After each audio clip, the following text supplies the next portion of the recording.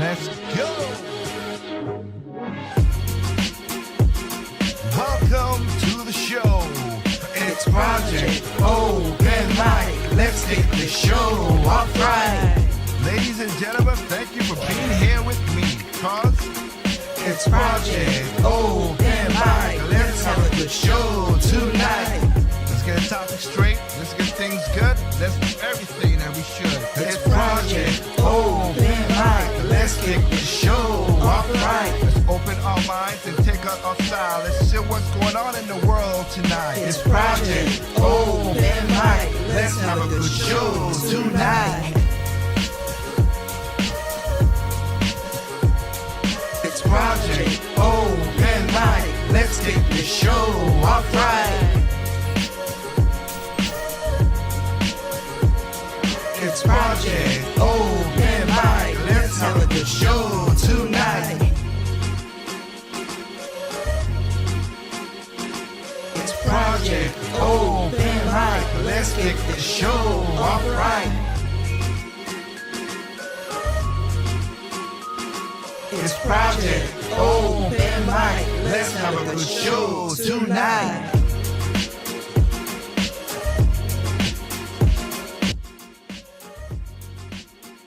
Good evening, everybody. Hope y'all are doing quite well. This is your boy, of course, Tig, for another episode of Project Open Mic.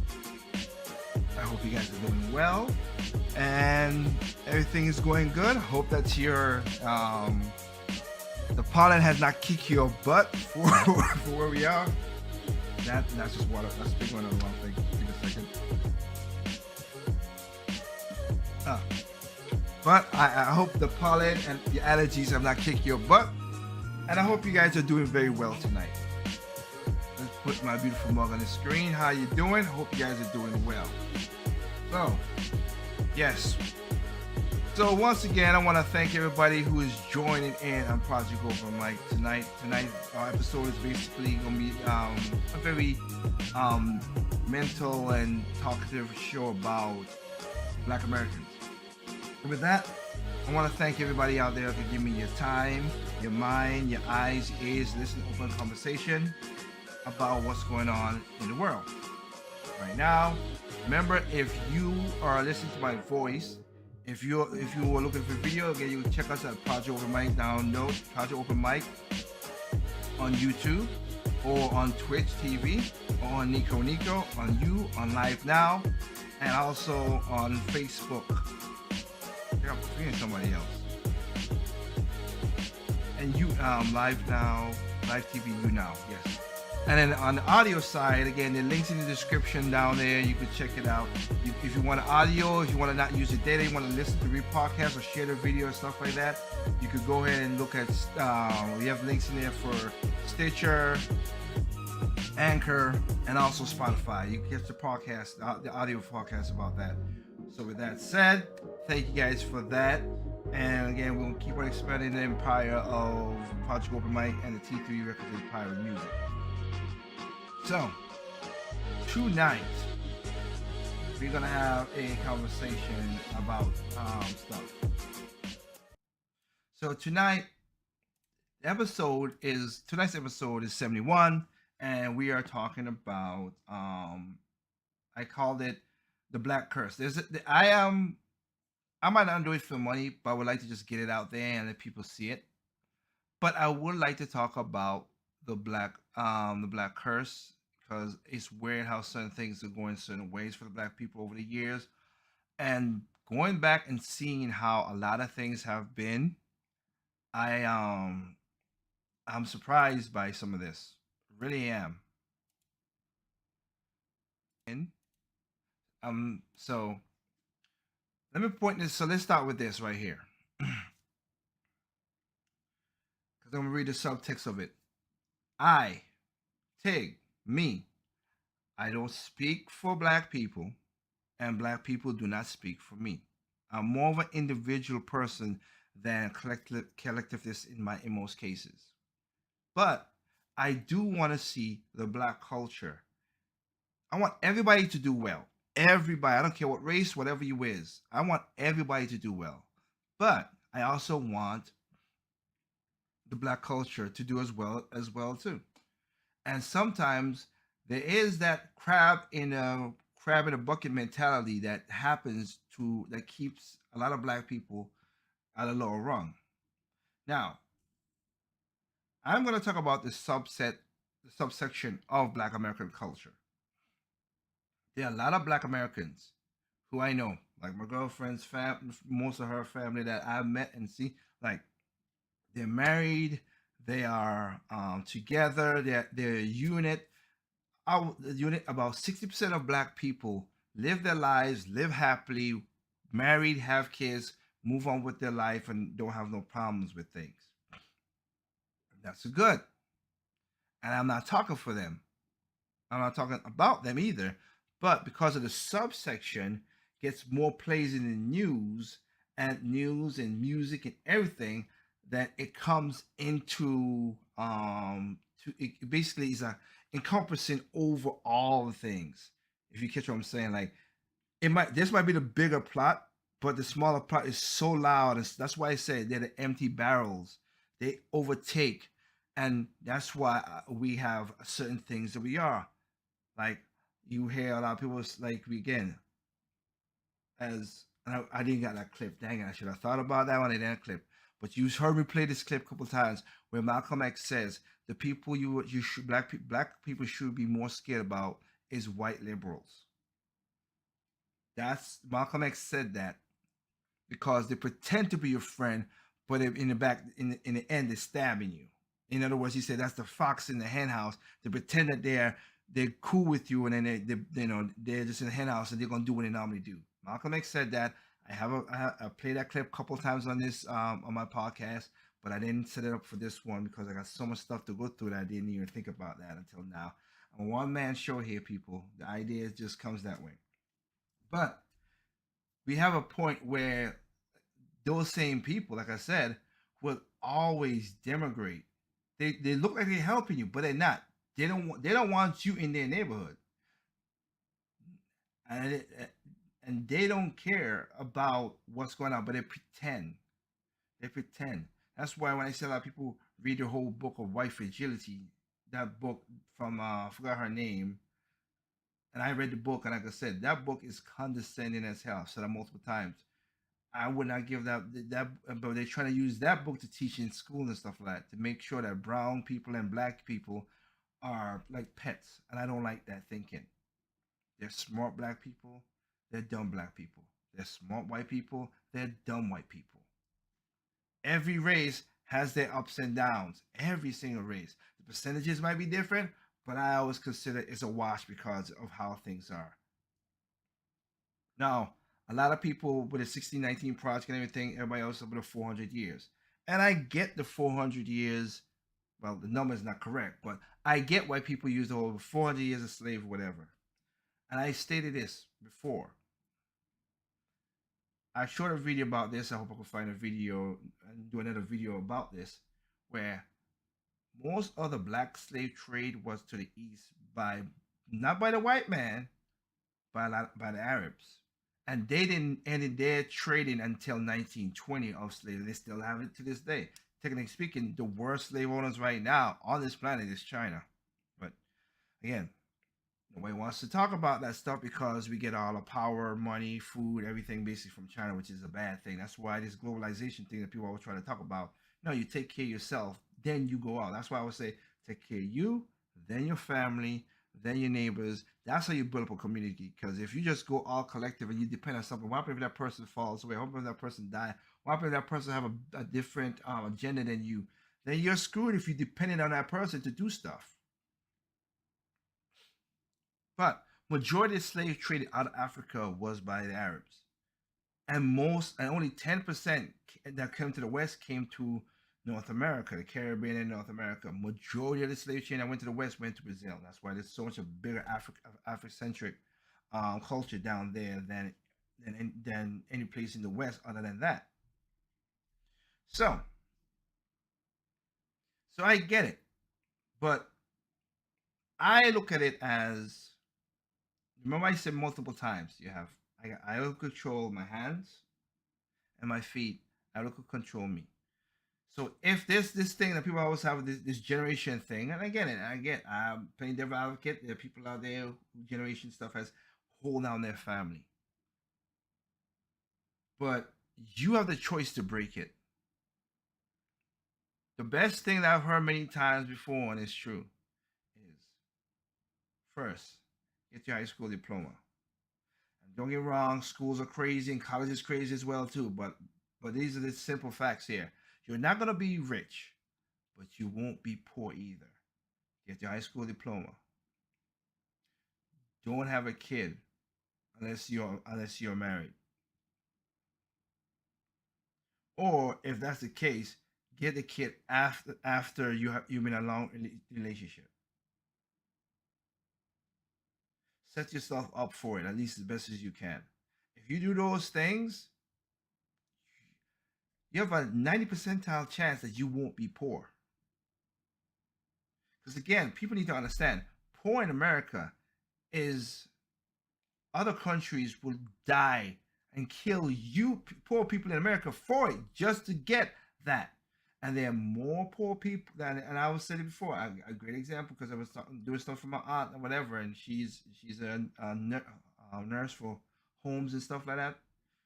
Like she's a traveling nurse to go to people's houses and stuff like that. And she was talking about people who sells you call it the food stamps and stuff like that. It was a white people. There are white people selling food stamps to black people because there are more white people on welfare than black people, but the percentage is higher on black while the number is greater on whites. Now, for me to tell you all this right here, I'm saying this because you're the one who could break the generational thing. If you're in the ghetto, and I've seen many kids have done it, and I've helped many kids who go up to grown up people done this. Protect yourself, ladies. Protect your men, both men and women. But women, protect yourself. Do not become a single mom at a young age. There's some who have surpassed that, but a lot of them have not.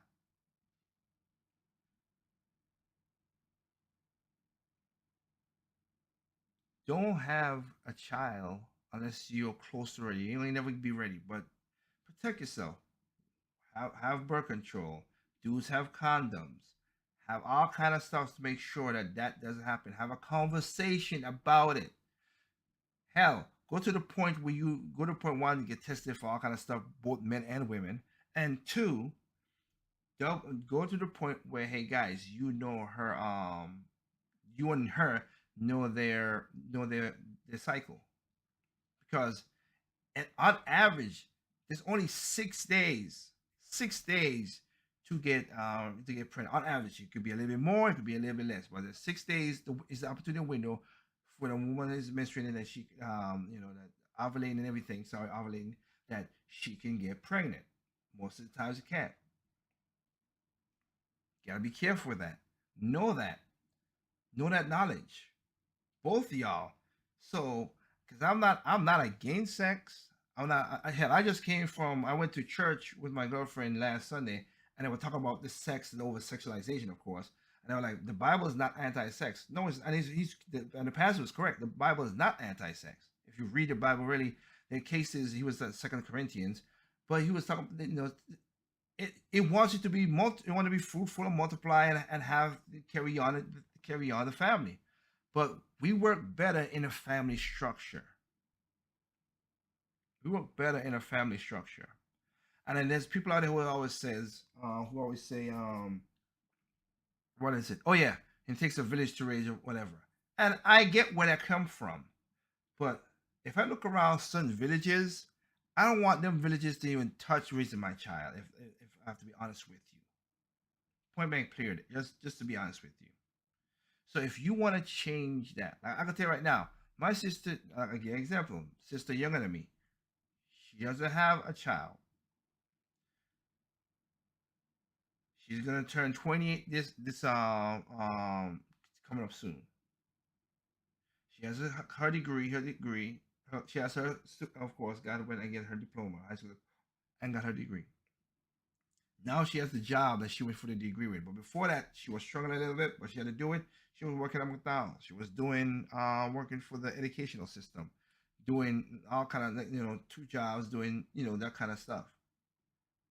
But you know what? Because she's not a single mother at a young age, she don't have a mouth to feed. She don't have extra responsibilities without make it easy. She makes enough that she will cover herself and do good. And that's why I said to guys and women, yeah, don't have a kid unless you. I mean, I myself, when I was young, made that promise to my both grandmothers that I won't have a child unless I'm married. I'm not saying they had sex, premarital sex with my ex fiance and all that stuff like that. Otherwise, I never said that, and I'm not against it. But you gotta be choosy, you gotta be picky, and I blame again. There's certain men out there who are horrible to say something. We're gonna talk about a Cam Newton kind of situation, but also women fall to the same thing too. Both sexes are in this problem. And for me, I saw what other people did. I came from poverty. I came from poverty, and I didn't notice I was in poverty until I came to America to know what poverty was.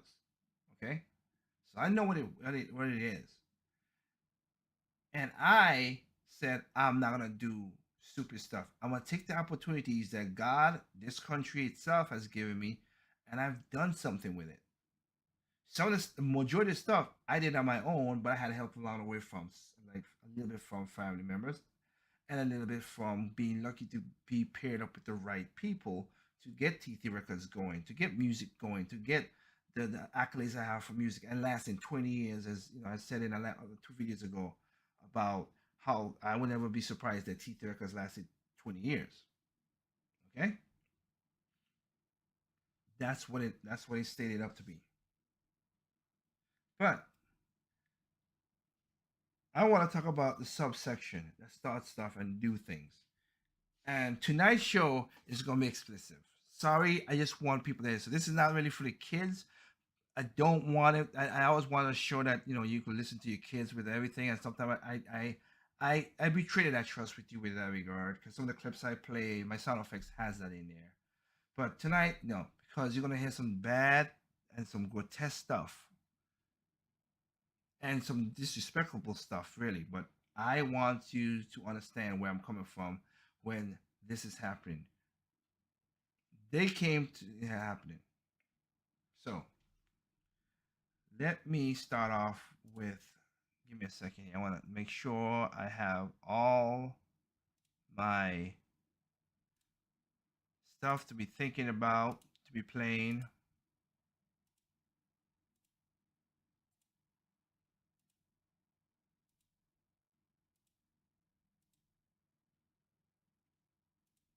To be playing. Okay.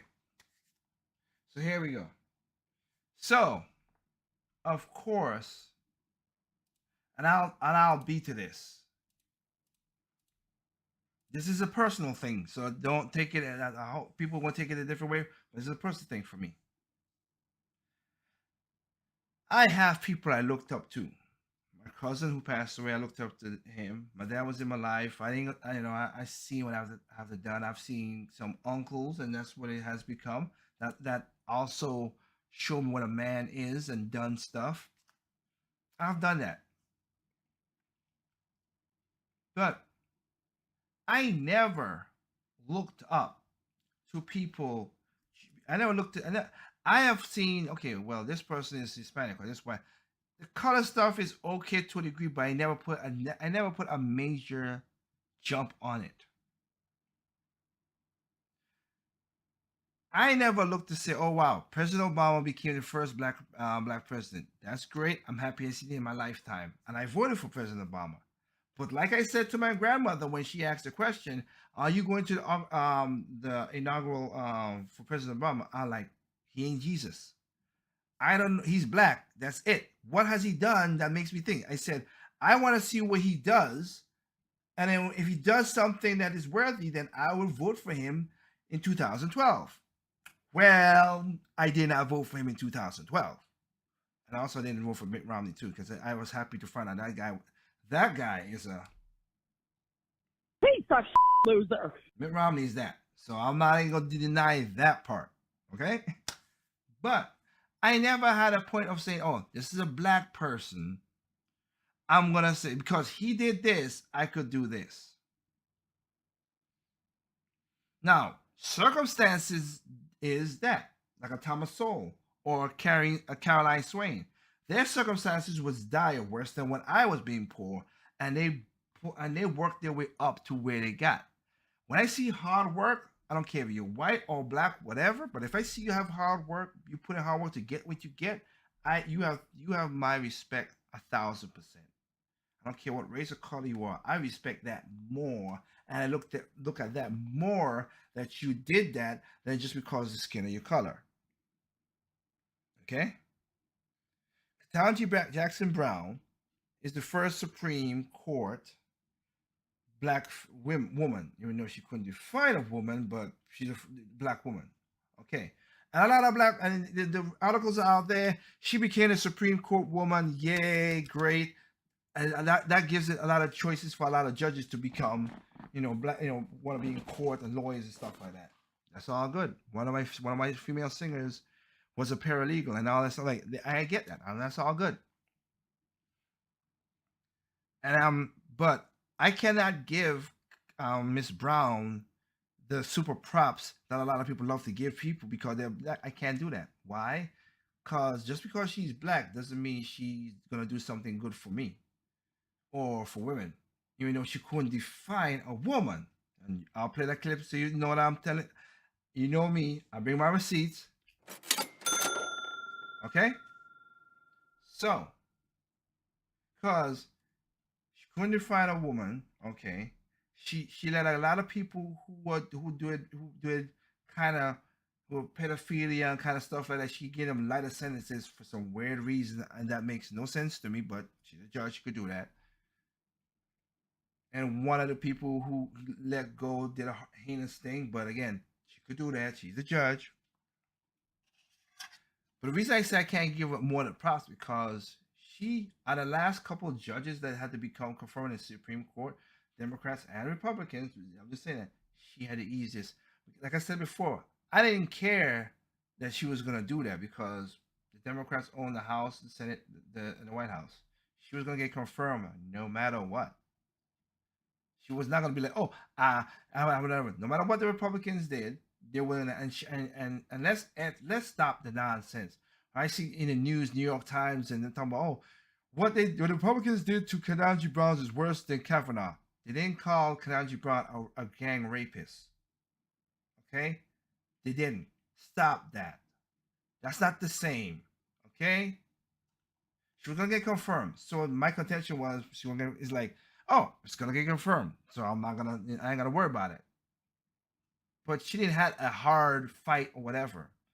And this and again to Mr. President, Mr. Biden, remember see the thing about it is like like I said, this is why you see you gotta look at the background and a lot of stuff. Joe Biden, I go back to 2 episodes ago where I read when Joe Biden he stopped the first black woman to the Supreme Court. And he threatened with the filibuster, the same filibuster that he wanted to get rid of. That's what he used to stop the first black Supreme Court. So I can't give credit to that because the same guy who stopped a black woman, putting a black woman, no, you, sir, are a loser. That's what he is to me. Sorry, I did because that's messed up. That is so messed up. It is about time that we have a black woman Supreme Justice. Yeah, but you blocked one 20 years ago. So that's why I say I don't feel the hooray hurrah like my aunt when most people's like telling my aunt was like, and she's in her 60s, she's like, oh, they passed the thing, and there were younger women telling them, don't you feel happy that we have a black Supreme? My aunt's like, why? Because she could do stuff for black people. Oh no!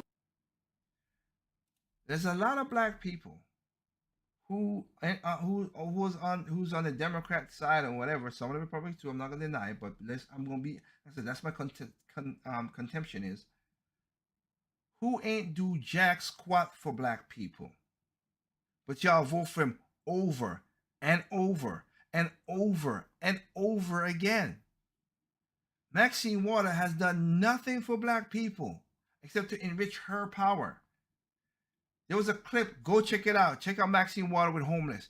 There was a lot of homeless black people asking Maxine, hey, what about the program? You said whatever. She told people who are houseless to go back to their house because she didn't want to, it made her look bad.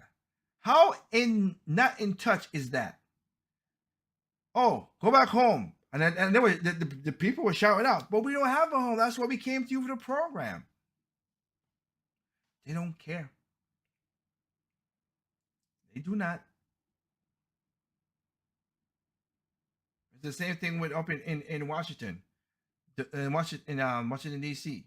You think the mayor cares of Bowser? She don't care about that stuff. She just wants critical power. The guy, I forgot, a guy who was in Baltimore who had died when he was talking about stuff. And then how about the mayor before that, when she saw all the rats going around and she didn't do nothing either. Of course, she got indicted because she did she did a little scheme thing and she got indicted. Thank goodness for that. Get rid of a bad person. But yeah, they don't do stuff at all. Barack Obama, I voted for Barack Obama. I thought, okay, black man in there, hope and change. His policies was better than McCain. Here's the thing to me, again, I said 100% chance again. Between Barack Obama and John McCain, and I was a Democrat then in 2008. 2012 is when I switched affiliation to a libertarian because I was like, this is ridiculous. John McCain, even I would thank him for his service, but I'm sorry, he was Piece of loser. that. I'm not gonna, just because you serve in the military doesn't mean you can't be a piece of S person. Please stop that. But John McCain's ideas was bad, and the more it played out as a senator, to see things more and more, I'm like, thank goodness I didn't vote for that. Just the same with Mitt Romney. He's a piece of bad person. Mitt Romney's a horrible person too. And when I'm like, you are a prick. You really are a prick. I'm happy I didn't vote for you. By that time, I changed my affiliation to libertarian, and I went towards I voted for the libertarian candidate at that time. I couldn't vote for Barack Obama because, again, his biggest, which we're gonna talk, which I'll play a clip about this. Hopefully, audio comes in good. His biggest thing was his the Affordable Health Care Act, or Obamacare. Obamacare. I read most of the bill. I read all the bill because nobody read the 7,000 pages. I've said that, and come to find out how much regulation the regulations just to keep those 7,000 pages in that. Holy crap! Nobody read it. Nobody read nothing. And I'll play the clips so you can hear what I'm talking about. My biggest thing with the ADAD or Obamacare was how are we gonna pay for it. That was always my biggest contention. People who are predisposed in pre-existing conditions, yes, we should help them. We should not really jack them up that much in that regard. So I get that. There's some things in the bill that I like. But the one major thing I did not like was how we going to pay for it. And as I said multiple times again, he said everybody's going to pay into this system. And I'm like, okay, then I'm cool with it. But then before the bill passed and stuff like that, which again, it was unconstitutional because he made the bill. It was supposed to go through Congress, and but that's a constitutional thing. And then it was not a tax, but it was not supposed to be a tax. Only Congress could pass a tax, and it became a tax. But I digress. Let's keep on the topic here.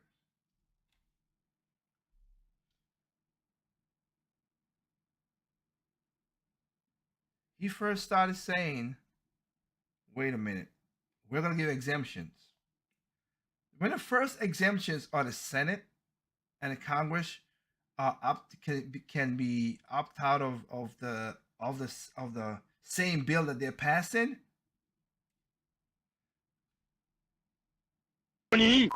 I got a problem with that. Why are you passing the bill and you don't want to be in it?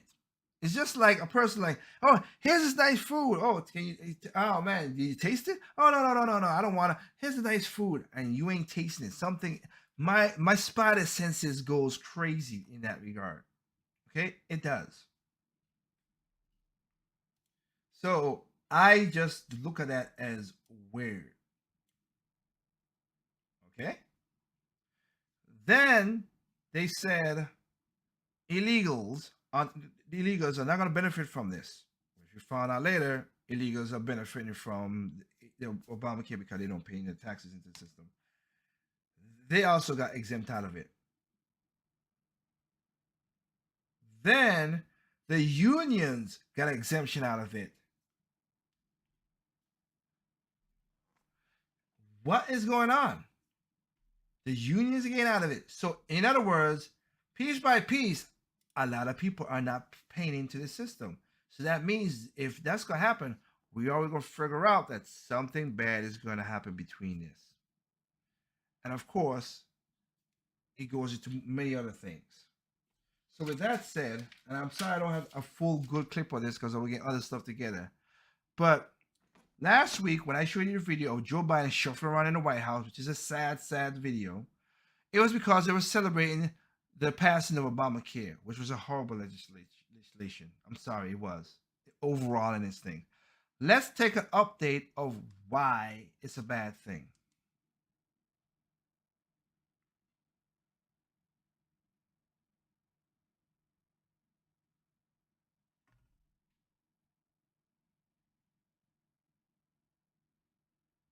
I'm sure we'll hear about it on Monday, or hopefully he's going to try to call in, but they don't allow phones there, which is pretty cool. I think that's a good thing. I wish more events didn't allow cell phones. I think that should become a common thing. Okay, sorry about that. They're paying for it. Okay. They're paying for it. I gotta get to the right spot. Cool. And I'm sure we'll hear about it on Monday, or hopefully. Cool. And I'm sure we'll. So I said I didn't have it on my Cool. And I'm sure we'll hear about it on. Why it goes back to that spot? They're paying for it, and they don't realize exactly what the passage of Obamacare. Well, yeah. You know, obviously I'm hungover, but at least I made it into the show. You know, you're. I apologize. Cool. I'm sure we'll hear about it on. It keeps going back to that one spot, even though I skipped. As far as you know, It's very popular now, isn't it? Okay. Yeah, no, I think it is.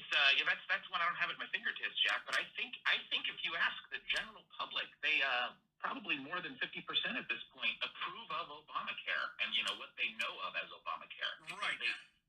They generally conflate it as more people got coverage. You know, more people got coverage, and so they just think of it as a good thing. They don't realize, you know, what they're paying for it, and they don't realize exactly what it's done to healthcare. So, overall, it's kind of like what happened with Medicare and Medicaid. You know, that was a big contentious thing back in the 60s, and now they're cemented in, and the idea of pulling away Medicare or Medicaid is something that you can't even mention. Yeah, it's very troubling to me that how really expensive programs that don't do what they were intended to do, or doing, you know, a whole bunch of things that they weren't supposed to do, or just do it so unwell, do it so incredibly poorly, but they become ingrained into our system and everything like that, and they don't go away.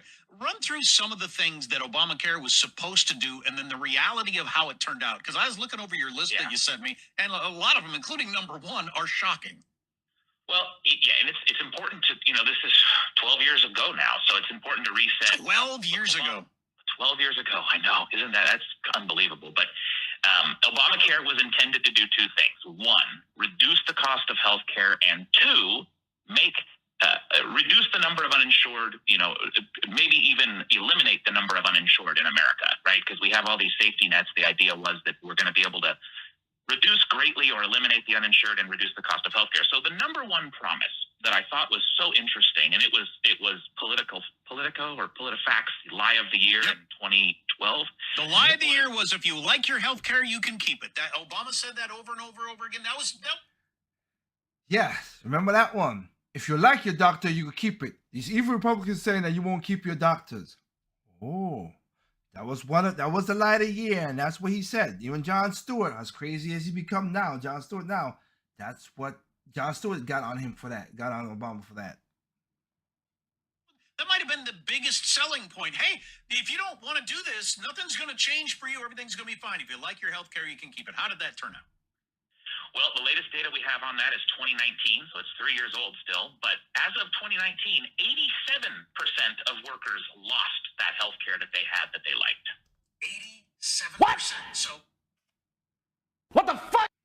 So 87% of people lost their health care. And I was one of them. I was paying $98 a month. I was paying for my premiums and everything. Low deductibles, low premium. Went straight to the freaking roof. And now, if I want to get a good health care, I gotta pay $400 a month. And if I gotta have a family, whatever, which I know because we have coworkers who are family. I was looking for him. He's an Army vet, a military veteran. For him, his daughter, his two kids, his son and his daughter, it's $900 a month for something in case of something happens. $900 a flipping month. What? Oh my goodness. So 87%, according to 2019 numbers, was gone. Oh, that was a good thing. So that black man did something that hurt this black man. Just saying.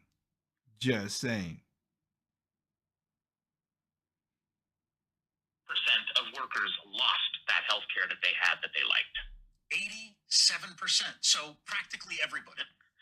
Yeah, I would be shocked if it's not over 90% now, but I just couldn't find anything recently on it. So yeah, basically everybody's lost the health care that they were promised they could keep. Exactly. Am I wrong? My memory is that my deductibles were never even close to this before Obamacare came along. Exactly. Deductibles, yeah. So, promise number two, right? Or promise number number two would have been that the cost of healthcare will go down. And so I even linked it here because you can Google this and find it anywhere. Barack Obama said repeatedly, once we pass this into law, the cost of healthcare is going to go down by $2,500 per family. So when we're looking at healthcare, we got to look at a minimum of two things on $2,000. $2,000, they said. Are you serious? Nope. That's a funny little thing. $2,000, right? You're supposed to go down. Okay, let's hear the reality of things. cost. One is premium. So what have premiums done? Well, the average premium in 2009, before the passage of Obamacare, was $13,375. $13,000. The average premium for a family today is $24,000. That's a 79% increase. Wow. $24,000. No, son of a bitch! Yeah! From $13,000 to $24,000 for your premiums. Oh wait, I don't know if it gets better or worse, but there's more. Now, that's just premium, Jack. You started with deductibles, as we know. Those are very important too, because that's what you pay when you show up at the office. So the average deductible in 2009 was just over $1,000. Today, that's only gone up 68% to $1,700 per person. Now, that's per person, which is important because What is that? Family, yeah. That's absolutely incredible because I lived my life like most people where you didn't hardly pay that much attention to your deductible. Well, now it's a very, very big deal. Unless you have a pretty bad health situation, you're way into the year before it starts covering anything. Yep. That's right. So on promise number one, costs are going to go down. We're going to rein in the cost of healthcare. It's just really important for people to understand.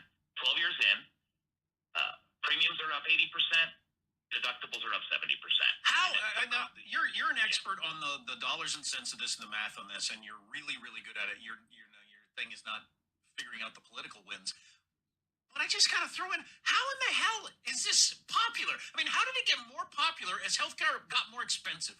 Yeah, that needs to be studied by poli-sci people all around the world. What the hell? Yeah, I think a lot of it is just the cult of personality and the popularity of President Obama. Right. You know, Yep. they don't people.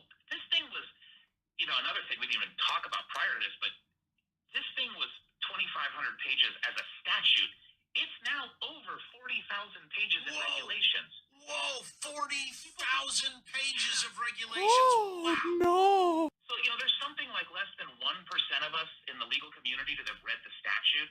None of us, Exactly. 0 of us have read all the regulations. Sure. Because you can't. And that's why you have Nancy Pelosi's favorite quote where we have to pass the bill to see what's in the bill. How about you read the bill before you sign something, you crazy old coot? Now, there's more to that, but I just, because of the time, I'm going to skip on to some stuff right there. That didn't help me out in that situation, and it was a bad idea, because I know once you couldn't figure out how to pay, if everybody paid into the system, then I get it, but no. And I got my insurance privately. I can't get my health insurance through the market because the idea of going into the market is stupid, because they try to predict what you make. And if you go over that make, you got to pay the difference. My girlfriend had to go figure that out this year. My coworker of that a couple of years as well too. And also because I didn't have insurance because I got dropped from insurance from thing, I had to pay the little fine, the $800 fine thing when they did Obamacare crap. And what did we get? Did we get better health care? Nope.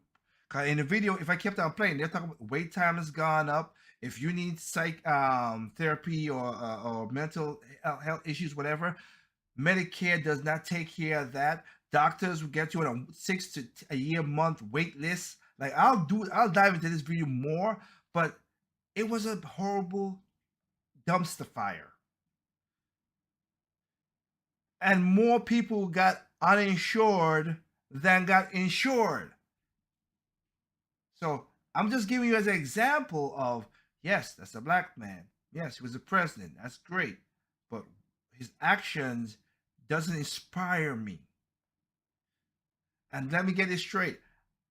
Trust me, No Child Left Behind by President Bush, stupid idea. The pensions for the U.S. Postal Service, stupid idea. And of course, number one, the war in Iraq was his most dumbest idea. Not a fan of that of Bush either. He also was a you piece of loser. So don't get me. So again, and I am gonna go through some of the stuff with that because again, I have a clip of Richard Cheney, as we call him, Dick Cheney's vice president, in 1994 when he was the Secretary of Defense, when he said why we won't going to take Saddam Hussein in Desert Storm back in 91. Everything Dick Cheney said, why we don't want to do this, it would be a bad idea. Everything he said happened in 2001 when he went to Saddam Hussein. Every single thing. You know what the difference was? He was making money off of it.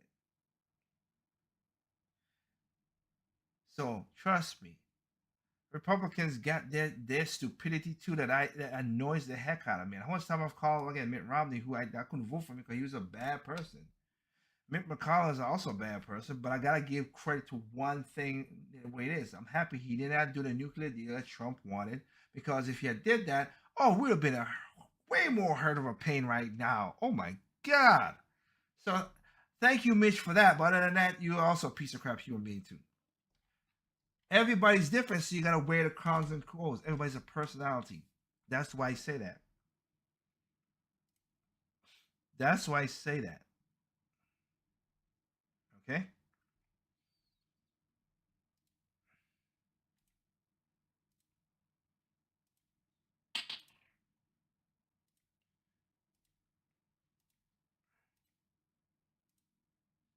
So let me get something into this right here I want to talk about.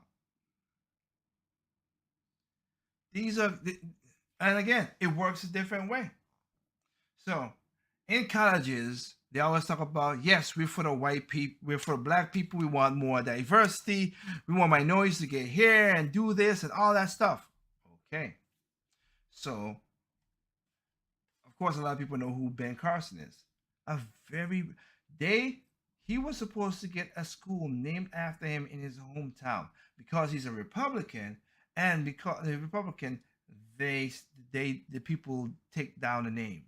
They said no, they don't want to do it. Even though, take away the Republican part, say that you didn't like that. Okay, this man became the foremost, best neurobrain surgeon in the world, which is something to aspire to.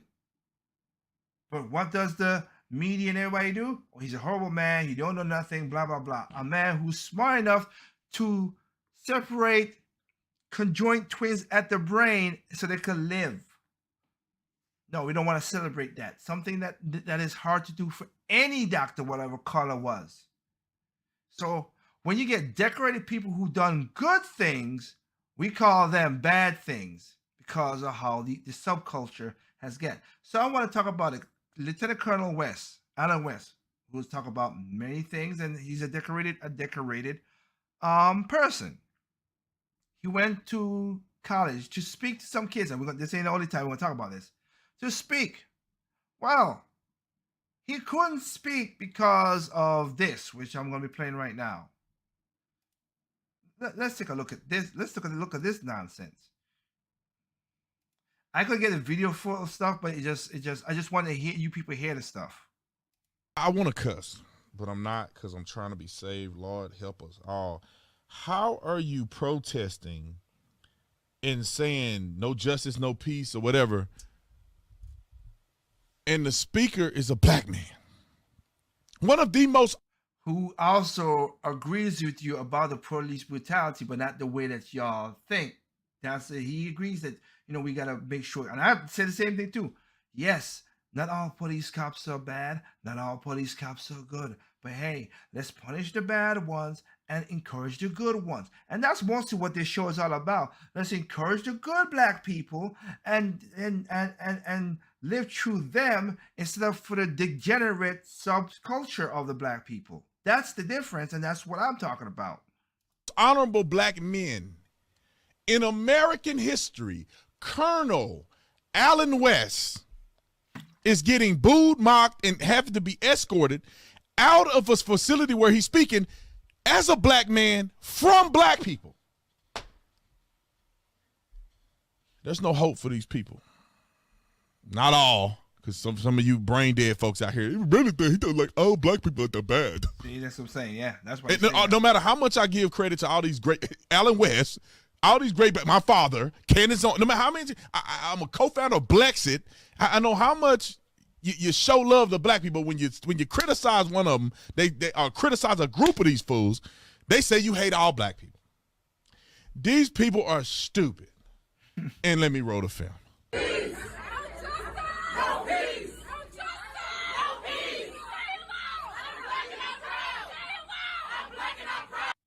Why do you say loud back on proud to a black man who all? Oh no!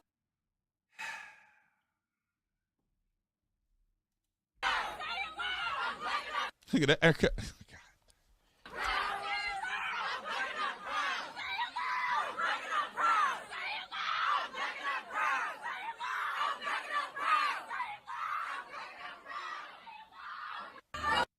That's the leadership y'all want? That girl right there talking out, saying all that stuff? No. That's what y'all want.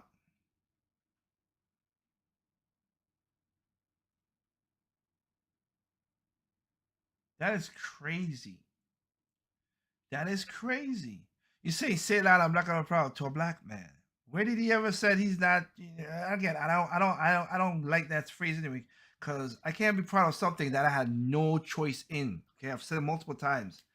I have pride in my work that I've done and I've done for people. And most people, like B. Tatum said, people will say, "Oh, you don't like black people." Okay, in 2017, I bring this up. In 2017, when hurricanes came through and destroyed a lot of the Caribbean islands, this black man raised $1 million to help black people, majority of that, and Hispanic people, and also went down there and spent $5,000 of his money to give stuff to people down there. Like, oh, I hate black people. Say, oh, you would hate black people, but I do stuff for that.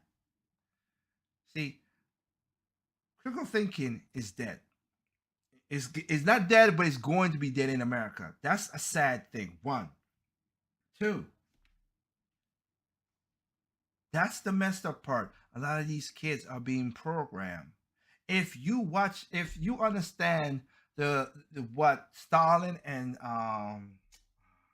Stalin, I forget the other one, Marx, Karl Marx talk about how they want. They literally said, if you want to make people revolutionaries and you want to make people to be useful idiots, and that is literally what Stalin says, to be useful idiots, you separate them from the family. You get their children to revolt against their mother and their father and separate the family. And in the 60s, that's what the Democrats did with the kicking fathers out of the house and all stuff. Separate the families, and that's how we followed, because we were marriage, we were more put together, we was all together before the 60s, from the 1900s to the 60s. We had way more in-birth wedlocks than white people.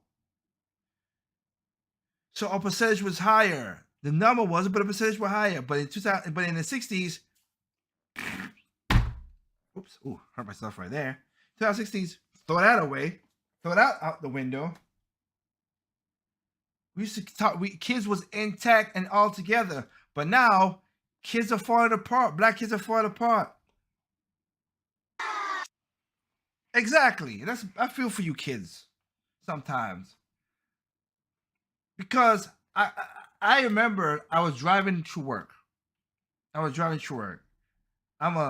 go to something else. I was driving to work. I remember that at work, and I was going to a certain neighborhood, of course, in a neighborhood. I looked outside, right? And you know what? Let me preface this, because a lot of people just to be even. I hate doing this. I hate doing precursors and all that dumb stuff and devil advocate. To be honest with you, I'm just being honest. But let's be even.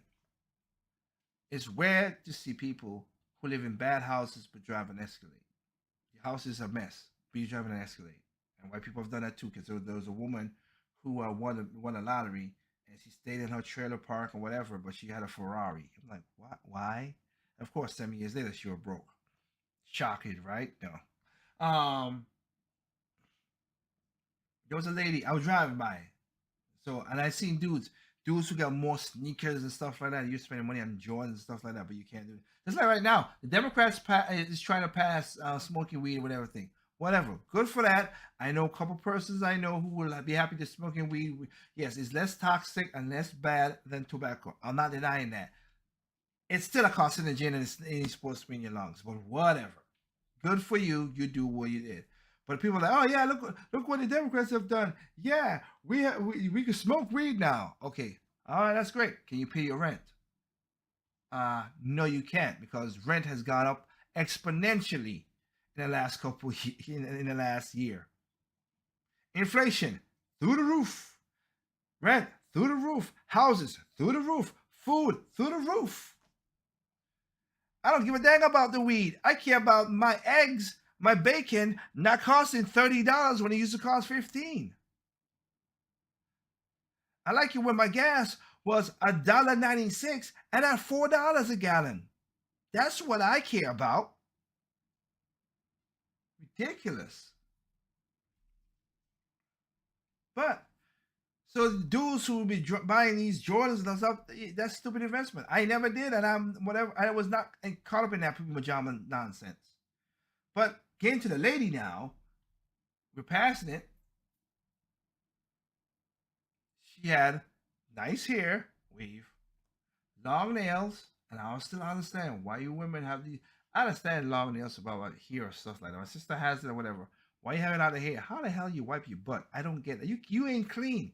You don't take a shower, which I'll show you something about this too. It's nasty. It's gonna come up, but I gotta talk about it. Got that dress looking immaculate. She has a baby. The baby's clinging onto her foot.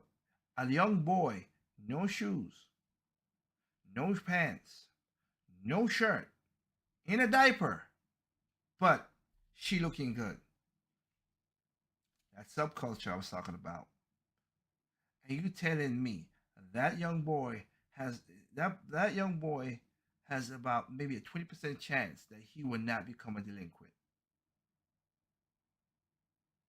and hurt other women and other people. Point taken. Go and look. You don't see this. You didn't see this in the news as they normally showed it on CNN and everything. Go and Google mass shooting in Sacramento. That could have been avoided. That shooting. You want to know what happened?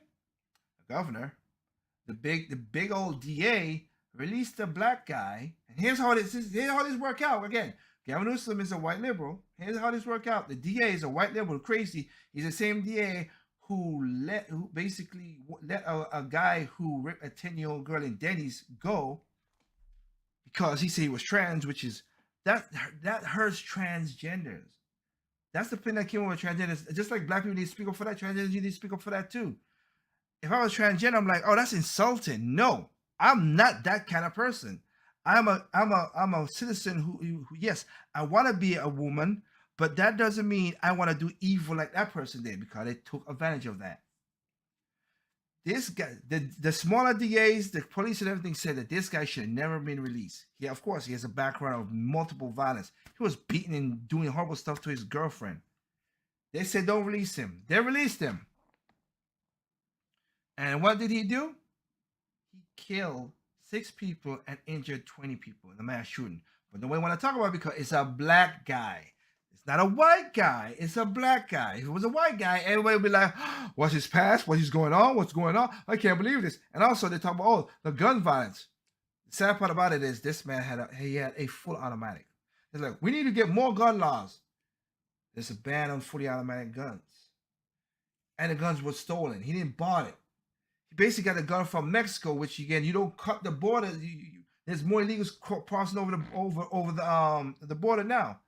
He got the gun and killed so many people and injured so many people. And here's the thing. Did he injure the white people? Oh, no. Oh, no. Most of the death and people injured were black. So the white man let a black man who was horrible, who had violent past out, and he killed a lot of black people.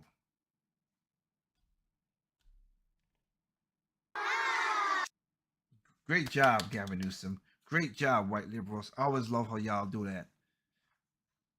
And these are the same people who program these kids, like you just saw just a while ago with the whole Colin West saying Black America 12. I'm like, what?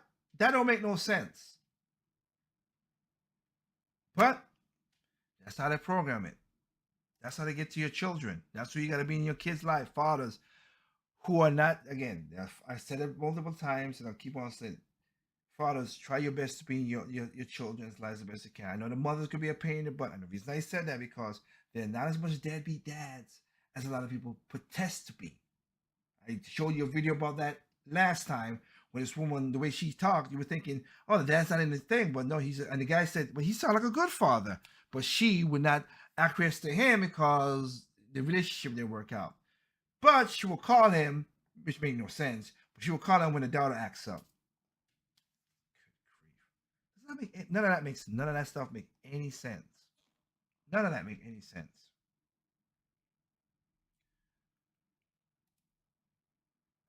None of that make any sense.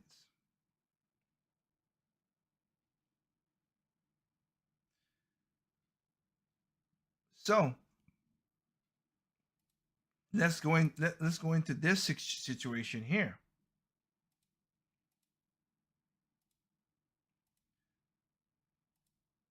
I want to talk about let's talk about the subculture. And I'm gonna go back to back with these videos so you can see what I was talking about.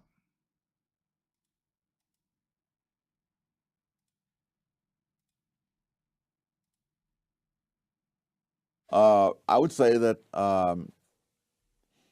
certainly the black kids who are growing up today have a higher material standard of living than I had. The difference was that the schools were good when I came along. They were especially good in New York at that time, hard as that is to believe. But the kids who grew up in that same place where I lived. And just to point out, that's a black man that I do look up to and say, okay, he did what he could do, whatever. But again, because he worked hard to get where he was, that's why. They will not get that same education. Exactly. Now that can be blamed on somebody, but it has very little to do with what happened 100 or 200 years ago. And it's true in other countries. I mean, in Nigeria, for example, there's a tribe, the Igbos, who are living in one of the least fertile parts of Nigeria, who were in fact enslaved in centuries past by other tribes and so on. When the British moved in and set up schools, the Igbos went for the schools. By the time Nigeria became independent, the Igbos had climbed above the other groups that had been ahead of them to begin with. So, but there are all kinds of cross currents of factors. The particular culture, or the particular geography, you run through the whole list of them. You cite, in Intellectuals and Race, you cite an observation by the intelligence expert, IQ scientist, James Flynn, that just stopped me cold. After the Second World War, you've got large numbers of American troops remaining in Germany. For that matter, there's still several tens of thousands there today.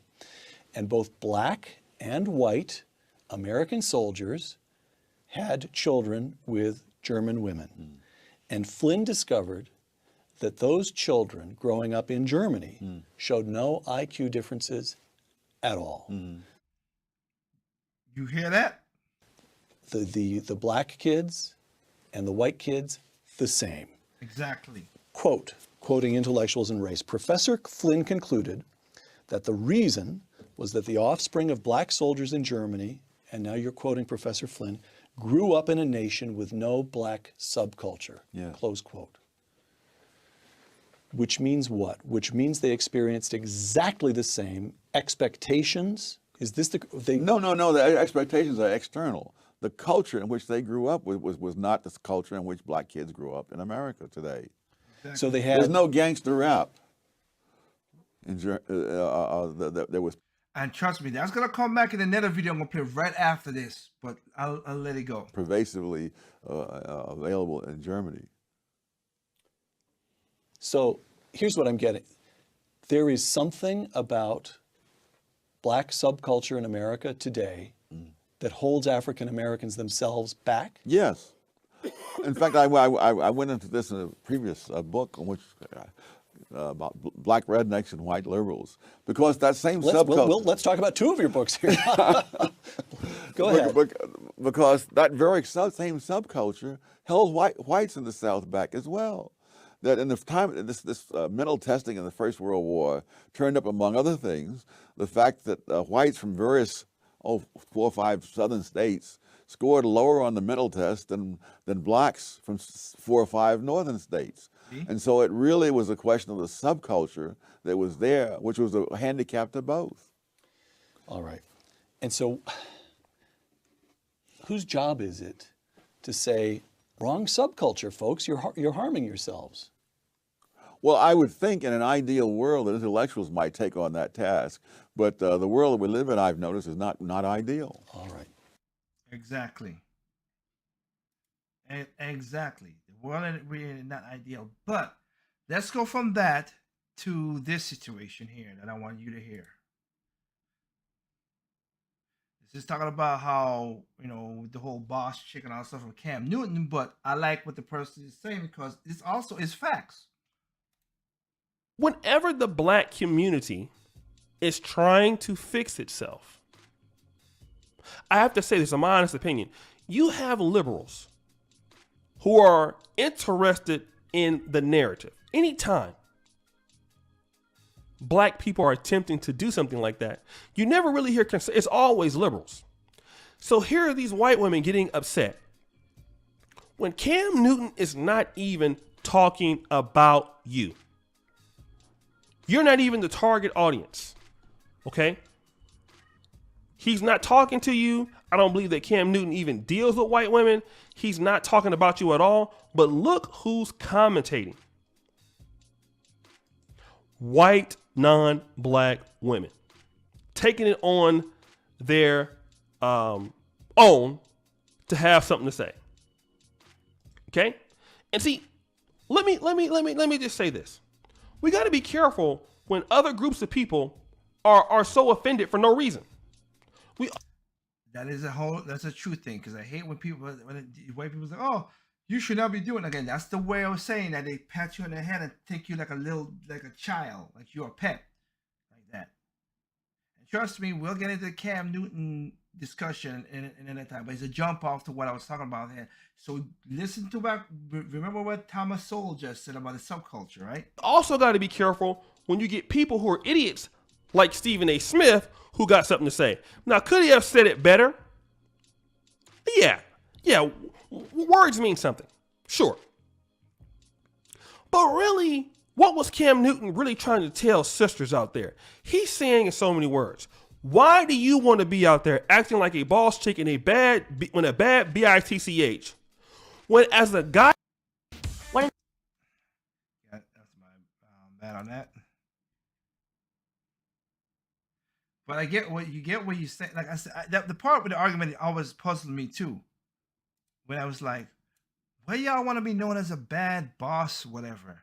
Like I said, I don't want that. I don't want a bad boss, a bad boss bitch. I just want me a woman who's respectable, who is self-nurturing, and also provide a nurturing, soft soul to my harshness, as basically that's what my girlfriend is to me, and multiple stuff more. We are symbiotic in our relationship.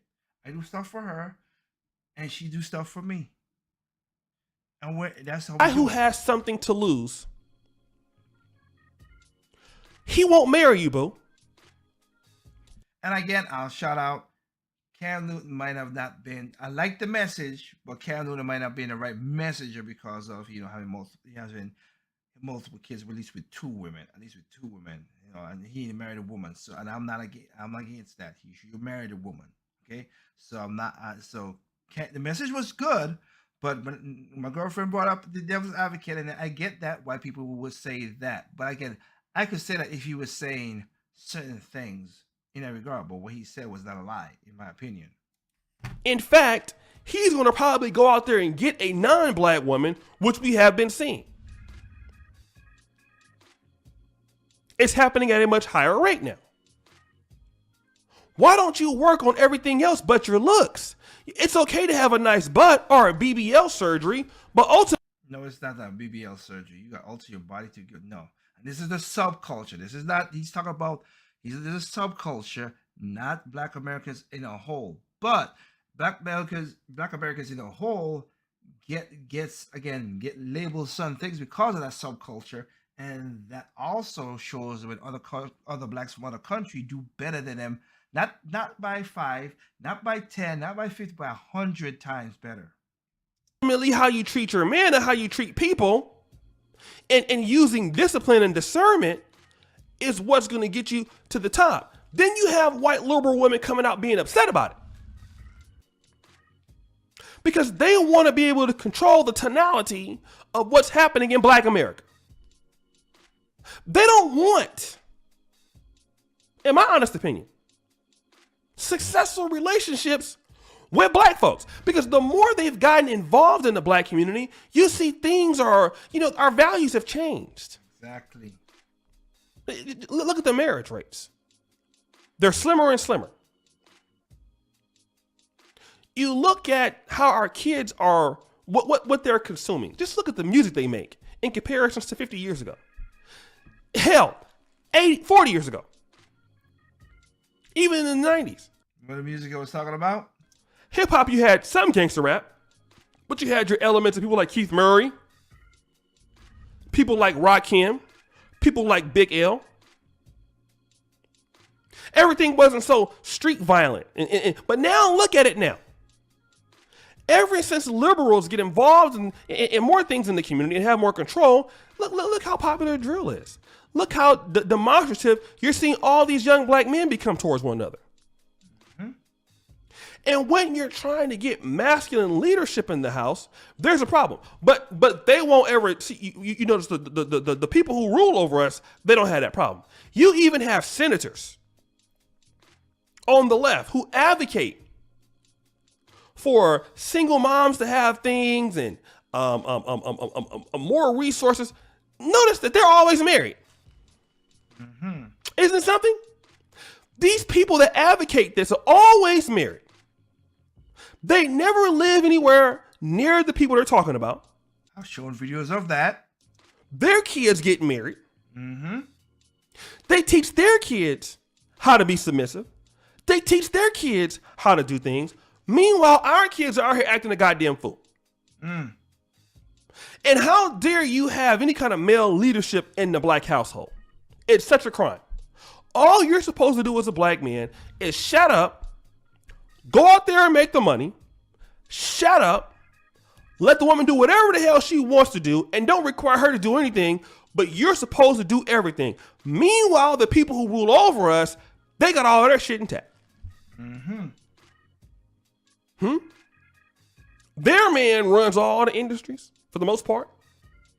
Every successful group in America, their men run. Even the black immigrant groups. You don't hear that crap coming from Nigerian American homes, do you? No, you don't. You damn sure ain't gonna hear from Caribbean homes, right? No, because they already understand what they need to do to be successful. He's the man, he earns. You woman, you can earn too, but he's the leader. And you better cook for your Nigerian husband.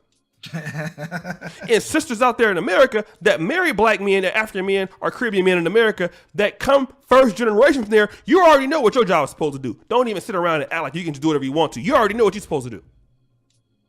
Because you're not going, no brother from Nigeria or from Senegal going for that. Ethiopia, you're going to be cooking. You're going to be following rules.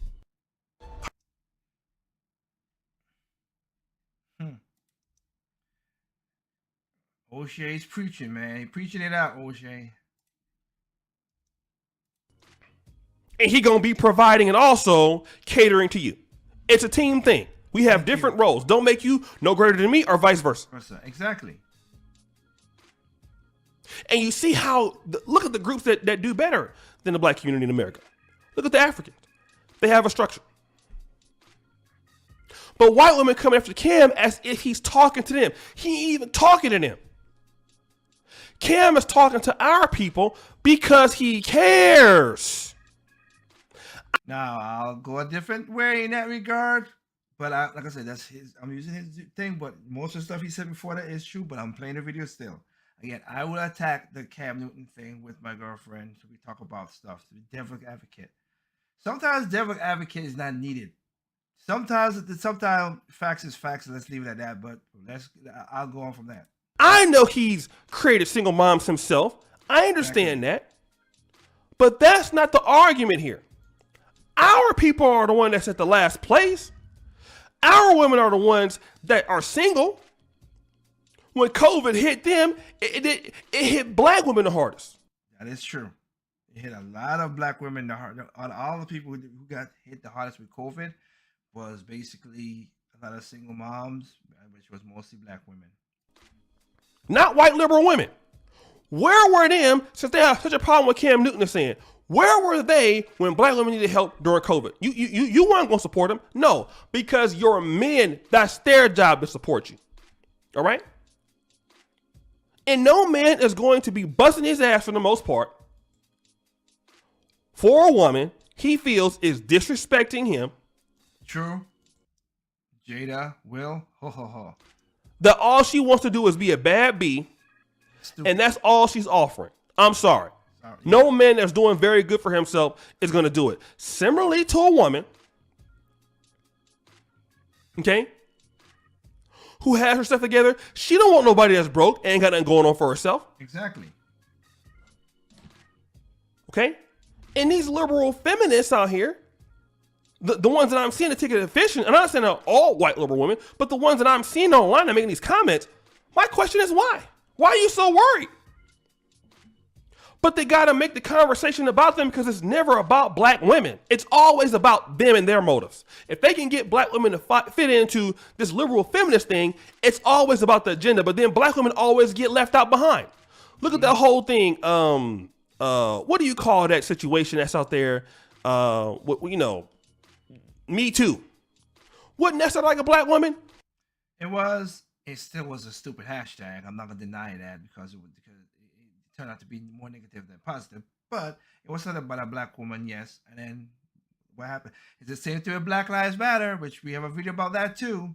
White women took the whole thing from her and the liberals and stuff, and she was completely forgot about. Exactly. Mm-hmm. They leave black women out to dry, literally. And in America, you're going to have problems with trying to fix our people. Here, listen, they will fight tooth and nail to keep us divided. That's true. So as long as you guys know the tricks, and whenever somebody got to talk some sense, they got to apologize. It's not every other group can fix their people in America. Asians can talk to their women straight, fix their people. They don't ever get involved. Even Nigerian immigrants, they don't go by these rules. That's why they're successful. Italians, Russians, Ukrainians, they come, their people have order. The Jews, they have order. When it comes to the black people and black folks trying to fix it, they're always trying to stop it. Why?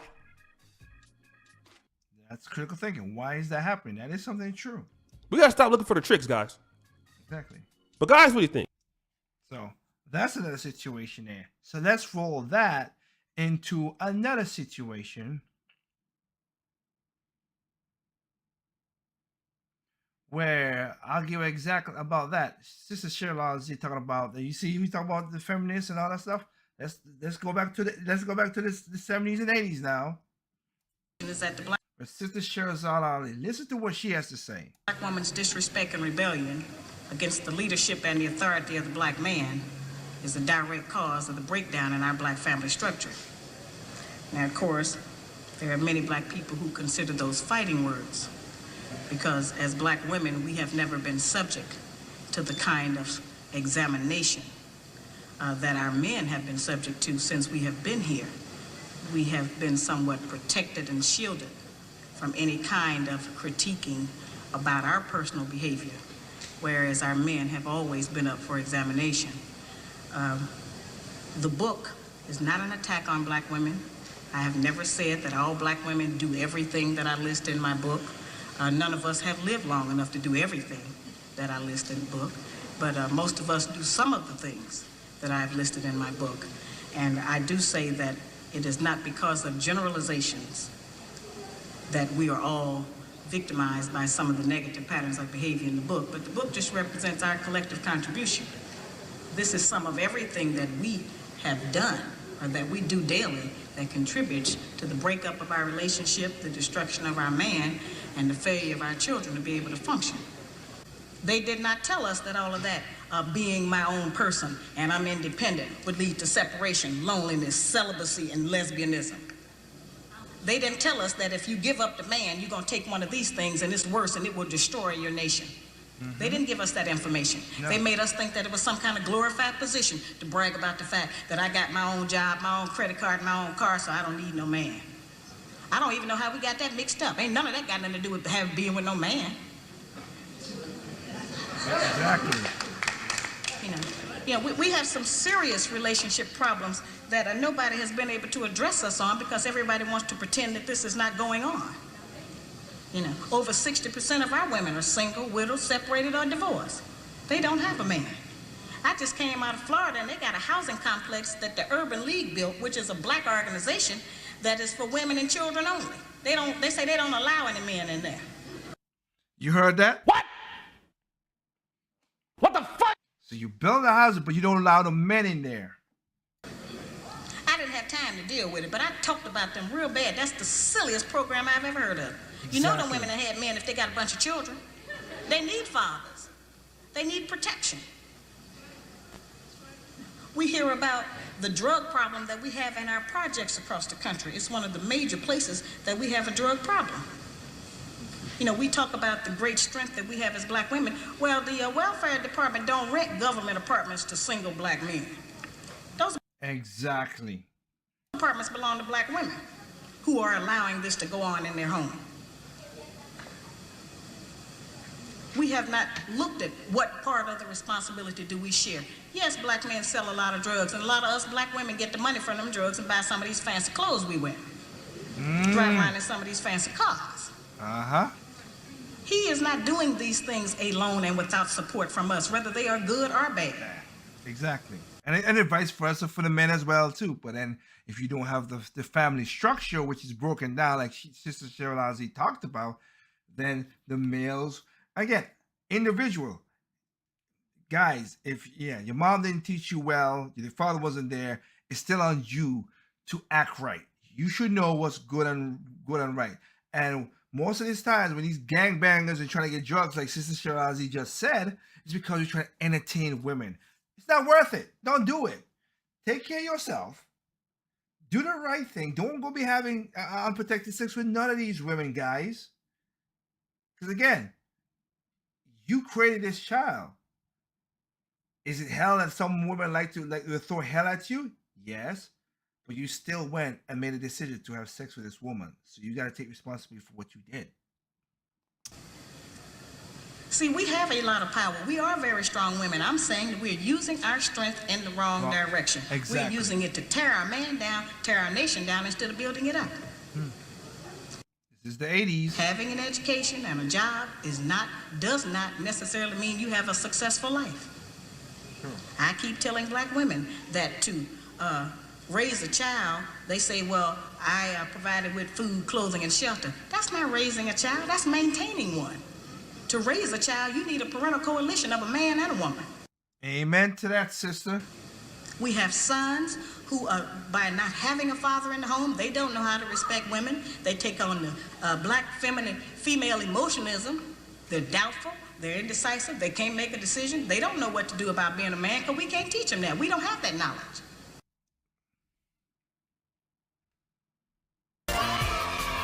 Amen, sister. We have daughters who grow up in a home where they don't see any affection, where there's no man there. They go out into the world and try to mate. They don't have no idea how to be no woman to no man, how to function in a house with a man, because they haven't seen it. Exactly. Most of our children, just like us, get all the information we have about how you be with a mate off television.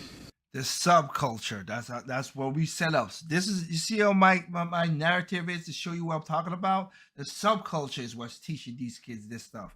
Because they already don't split apart and break the family apart.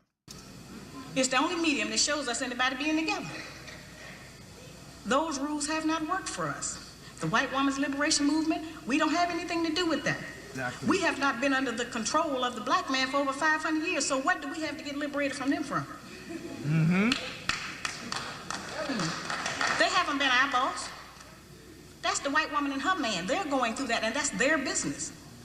We don't have any business being in that. They only introduced it to break down the civil rights movement. Civil rights movement started with the black man, the black woman, and the black child standing together, trying to plead for freedom, justice, and equality, and more benefits in the country that they had built. They threw the white woman in there with the women's liberation movement and made it a woman against man thing. That created a big separation between black men and black women, because then everybody started going for self.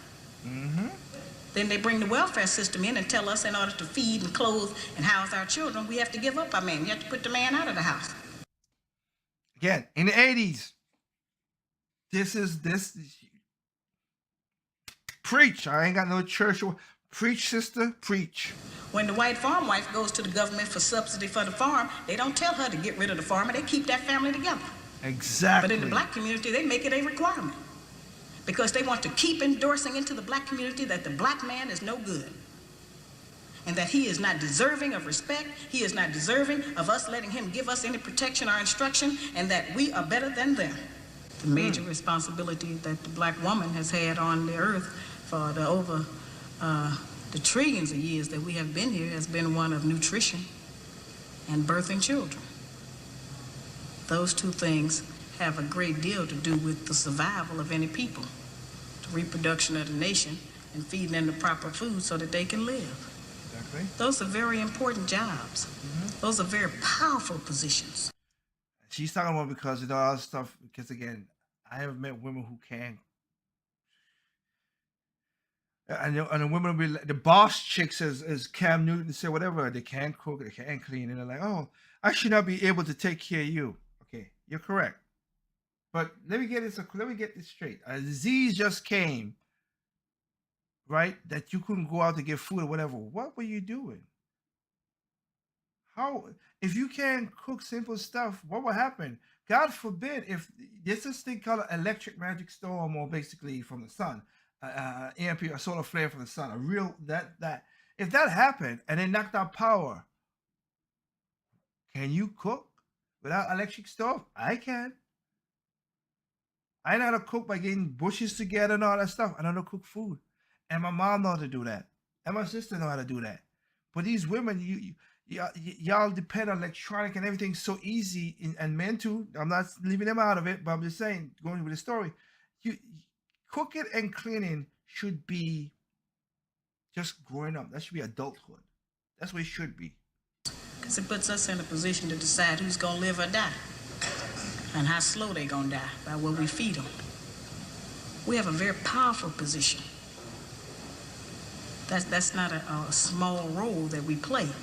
We have just been taught to misrepresent and misuse that power. The people who we have been counting on to give us the truth about how to get along have failed. The white people don't know how to get along. They don't have that information themselves. They don't get along with nobody on earth. So they didn't have no information to impart to us about how we're supposed to get along. They changed their relationship rules at will. Yep. Yep. Listen to this part right here, which is like, when I heard this the first time, I was like, dang. We have, tons of black children around this country that I hear from who have grown up traumatized by the fact that they were referred to as the outside child. When we were having children like that, they called it illegitimate children, until the white woman started having them, and now it's single parenting. See? See, they changed the rules according to what they're doing. Exactly. So I've called on our people to change them depending on what we want to do, what our needs are. There's another need that has not been addressed in our community, because nobody will deal with it, and that's one that God did not create three sexes. We only have men and women. Now, I have not said that we should reject the sisters who try and act like men and the men who try and act like women. I'm not saying to reject them from among us, but they need to be taught. We don't have to accept that as some kind of normalcy, because that's not normal. It's not normal. I'm trying to demonstrate how they have set rules that they have forced us to follow that they don't even follow themselves. They change the rules to suit them when they get ready. We can change them to suit us when we get ready, especially if we have what we have now, which is a failing system. It hasn't worked for us. We don't have to be ashamed that it hasn't worked for us.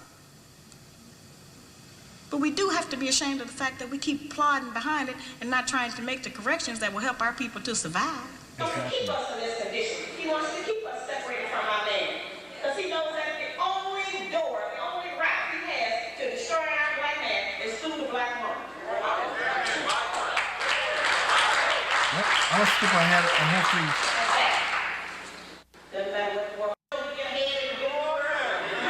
We represent the missing link as black women.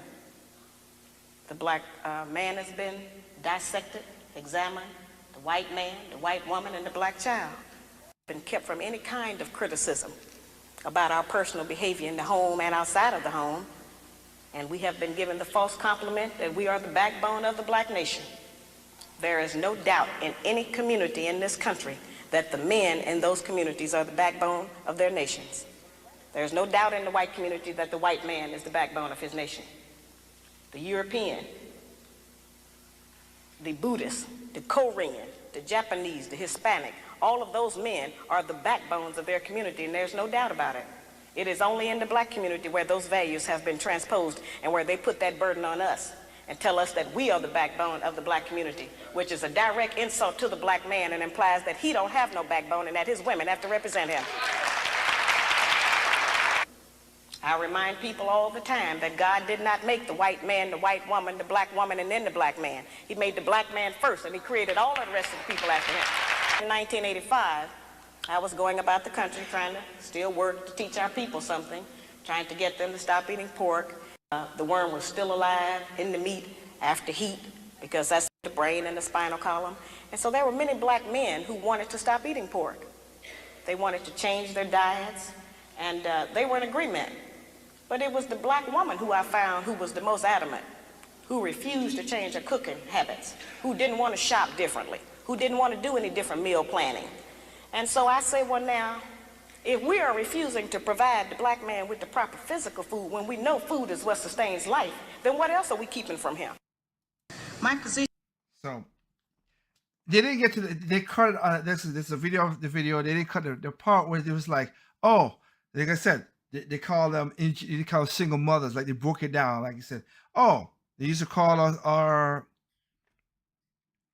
Oh yeah, it used to call our our sons and daughters like, oh, this is just debauchery or whatever. But the white liberals mostly, when those people said, oh, they start doing it, they call it alternative lifestyle. Like I want that's the clip I thought they're gonna play, but they didn't do it. So I apologize for that.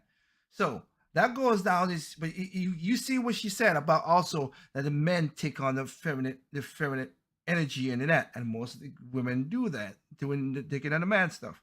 Now, I am gonna play something that because of what's gonna. I'm gonna play this right here. Let me see.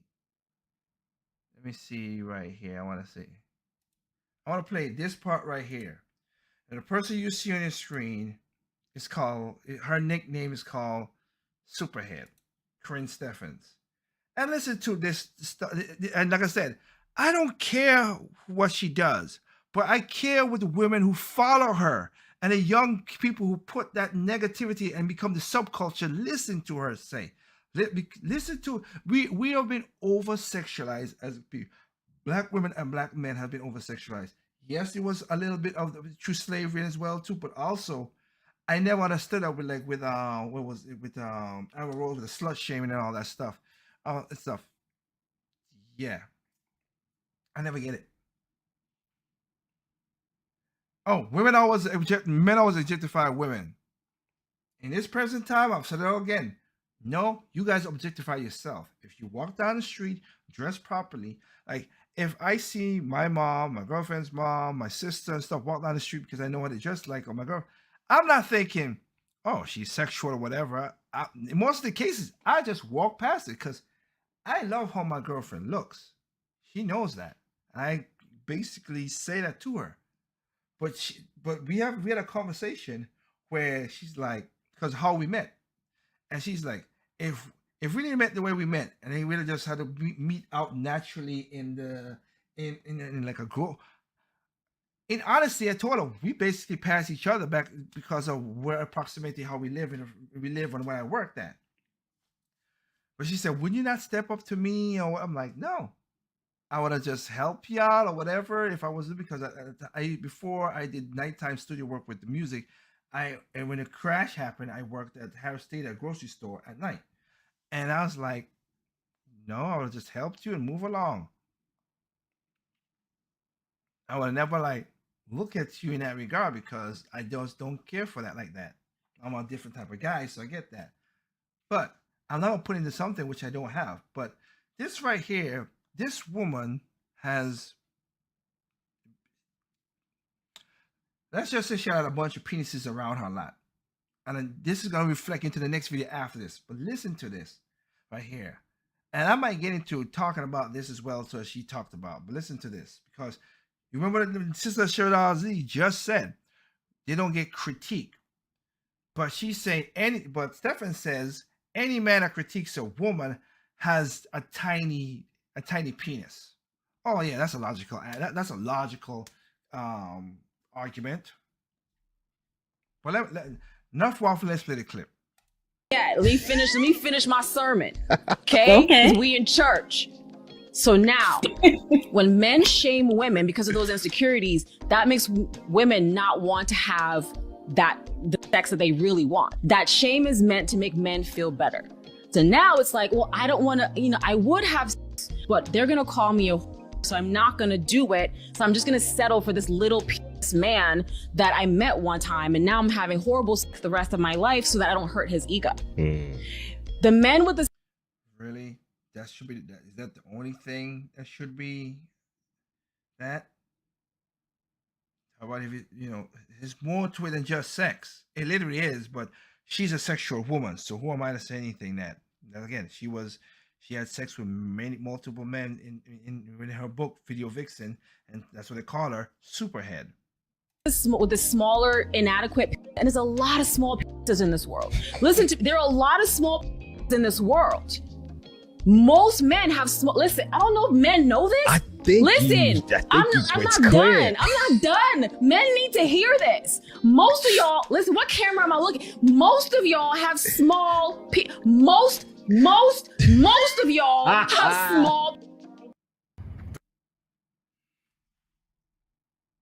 Most of y'all have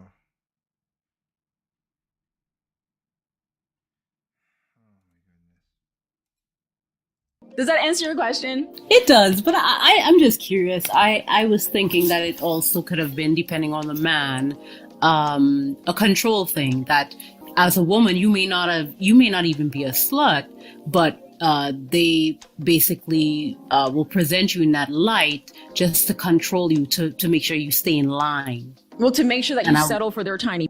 Yeah, it's all. Well, fun. Yeah. Listen, sluts aren't a real thing. Sluts are not a real thing. No one.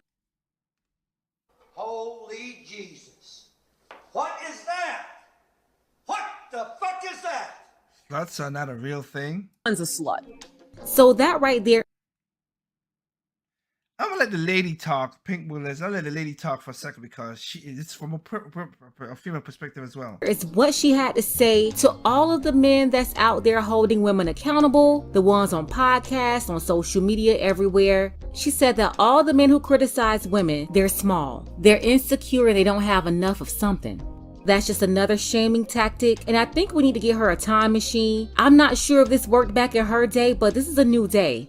Coming for their manhood, that's not going to back them down. It probably worked back in her day, but it's not working in 2022. She's trying to stop anybody from holding women accountable. She does not want women to be criticized at all, or to be held to any standard. They should be able to go out and do whatever they want to do with whoever they want, and no one is supposed to say anything about it. She's trying to say that 304s don't exist. Like, cut it out. People like her, they are the old school leaders of 304 culture, the mothers and the grandmothers of the movement. Let's go ahead and get the Okay, you hear? So I just wanted to play that, and that goes into this. I don't want to show this because I think some curses is going to be coming into this, but I just want to show this to you guys. Okay, listen carefully. Okay, listen carefully to this degeneracy. It's very graphic and very disgusting. But these are young women, and one of the women said this, which puzzles the hell out of me. This woman says there's no difference between a woman having sex with 300 men for 10 hours and a man who have sex with a woman for one man having sex for 10 hours. What the fuck? That's what she says. But I'm gonna let you play this, and the dude just and she, like I said, I like what the dude said again. My thing is, like, if you want to live this life, that's cool, but there's a negative side of it. Don't come crying to me with a negative side because you do that. But I'll play for you guys again. This is very graphic and disgusting. I'm not showing a video because it's just that these are women who are not in the porn industry, but they're unpaid porn stars, as my girlfriend calls it. Listen to this nonsense.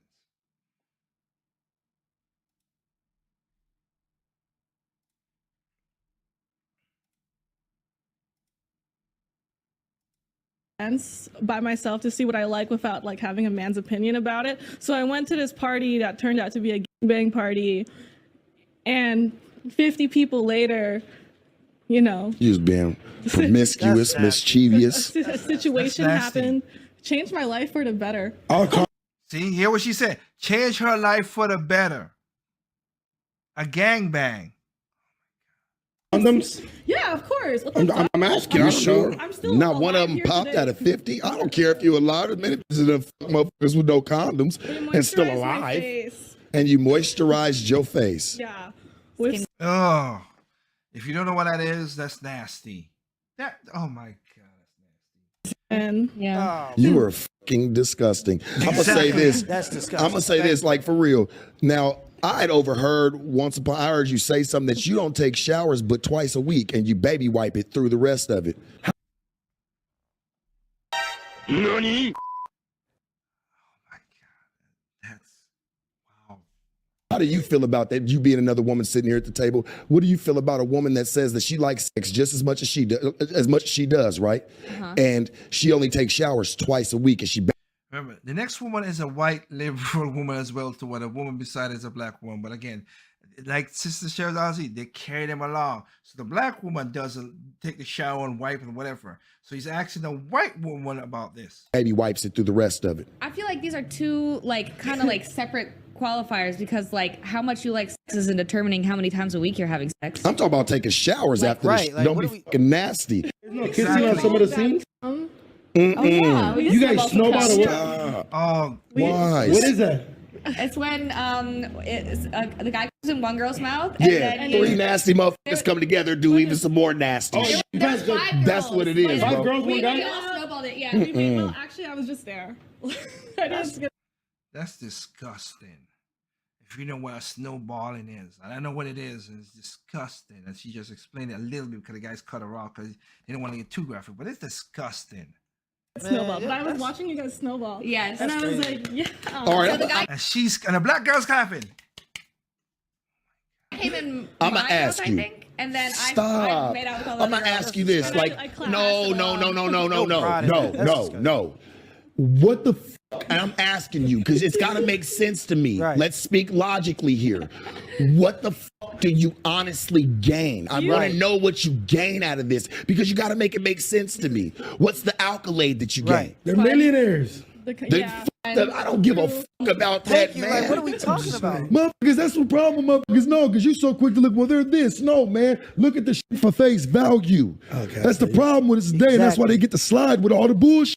Dipping in this, man. Exactly. Exactly.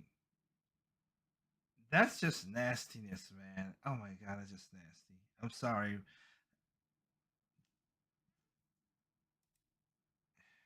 That's none of your business what I do. See, that's the difference. That's the difference between me and you. How come it's your business what we're doing, but not our business? You already putting your business out. Y'all started it off the jump. Exactly. You put your business out there. So of course people gonna critique it. Duh. Man, sitting there juggling nuts and like clowns. Snow falling, snowballing, snow calling. I don't know, bro. I'm just looking at it for what it is. They started the conversation off with the nasty shit. So I'm just trying to figure it out. What's the self-gain? What the fuck do you really get out of it? You got to make it make sense to me of why you do it. I like it. Yeah, we're having fun. Having fun. 2 girls living in the Right. Yeah. What if y'all catch something that y'all can't get rid of? You get Bingo. tested. I get It tested happens. every I mean, you 14 get days. tested all the time. But that's my job. But how about the people? No. How about some of the people that you deal with? Have you guys ever caught anything? Oh, no. No, I I haven't. like, it's a miracle of God that I stand before you convinced? Not the this cap. day. Please don't bring God into this because what you're doing is disgusting, but whatever. When they said that, That were you you- convinced when they just the response that you got out of that? From what I know, my knowledge in their world while working with our great white man, Adam 22, I think people do catch shit. Adam just had gonorrhea. Yeah. And he talked about it publicly. You feel me? Woo! You feel me? That's what. That's the black girl that said, woo. That is the hell. Destigmatized. What do you think about that? How you gonna destigmatize STDs, you crazy lady? Holy smoke. I think gonorrhea is a big deal. What do you think personally. about that? It's something easily curable and should be destigmatized, and we should have conversations about it. What? People do catch it. All that. But I Why are you over here trying? No, let's not. How about you don't get no disease? I don't want no diseases, babe. Seriously. Craziness. I'm trying to sit there and try to go to statistics. No, let's Although really I look did at get it. pink You eye say no. one I don't feel time. like you're pretty much treated like no. I ain't gonna catch.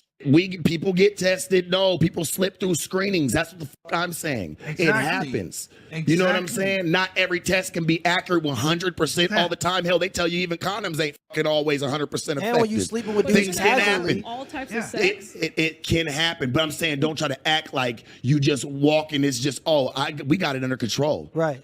We got it all figured out. It's all good over here. We got it all figured out. Ain't nothing gonna happen over here. And you know damn well that's a fucking lie. Don't be lying to these viewers. Exactly. Don't lie to them that way and try to say like it's just really raise the awareness then. Exactly. That's what you're gonna do. Be honest. Bring the awareness with the nasty. I can respect that. Let me raise. Getting gonorrhea is not really different from getting like strep throat or something like that. Shut the Holy Jesus. What is that? What the fuck is that? What? Man, what? Man, who brought these? I did catch one You thing. playing with me today, and you too. I once God, man, hold the f- on. I What once type got of shit? pink Repeat eye. that again. Hold on. Repeat that again. I mean, you can treat it with antibiotics. So getting gonorrhea is not really that different It's from not getting that strep bad, throat. huh? I don't think it is. It's like gateway and STDs. Oh, it's not that bad. What's next? Oh, AIDS. It's not that bad. You just take some pills and, you know, for the rest of your life. And, you know, you just got to live with that. It's okay, though. You can still live with it. You can still, that's fucking crazy. I gave a guy pink It's not eye about it being the after eating 80s. his ass, and then I gave The logic of these women. This is the problem. And then when they get problems and stuff, they're like, oh, woe is me. No. You did your decision. You want to be strong and independent and do this nastiness. Take it with the problem. It comes with a consequence. You ain't getting that a tear from me when you're doing this nasty crap. And any man out there who's stupid enough to go mess and wife a woman like that, be saying that she don't have gonorrhea and all this STD stuff is not a problem, you an idiot. You're a moron, and you get what you get too. Because I would not touch these women with a 2,000-foot pole. I don't care. They look good, but I don't give a dang. gave like 9 people pink eyes. So Y'all hear what she said. She gave 9 people pink eye. Let me back a little bit. Black girl again speaking. Be in the after eating 80s. his ass, and then I gave like 9 people pink eyes. Y'all gonna catch something y'all ass can't get rid of, boy. I hate to say it. Wait, so you ate somebody's ass, he gave you pink eye, and then you gave 9 other people pink eye. Yeah, because there was 9 other people there. That's but disgusting. like That's I was, disgusting. I mean, it was just pink eye. It doesn't make sense to me. If you catch something as simple as fucking pink eye, how you know that you really, and you just moving through like that, not being safe, how you know that you're going to be careful for any other thing that might come your way, man? Because you never know, man. I'll tell you this, the most AIDS comes off the most handsome man, the man that you feel that day or whatever. It can happen in an instant, man, because you're so open with yourself. Just learn to be a little bit more exclusive. I bet you it'll be dope for you can still go do the nasty shit, but do it. If you're going to do it, y'all squares to me. So if you're going to do it, go do it with one man and live your life if you're millionaires. Exactly. Shout out to homie who kept it 100 in this right here, and then did not bow down because I've seen the video, like the one with Karen, the one I best played before Karen Stefan, the guy in there, he bowed down or whatever. Now I'm calling on you BS, cause that's crazy. I let you talk, but I'm gonna call you BS like nah. Oh, that's small D energy because I'm like, what the?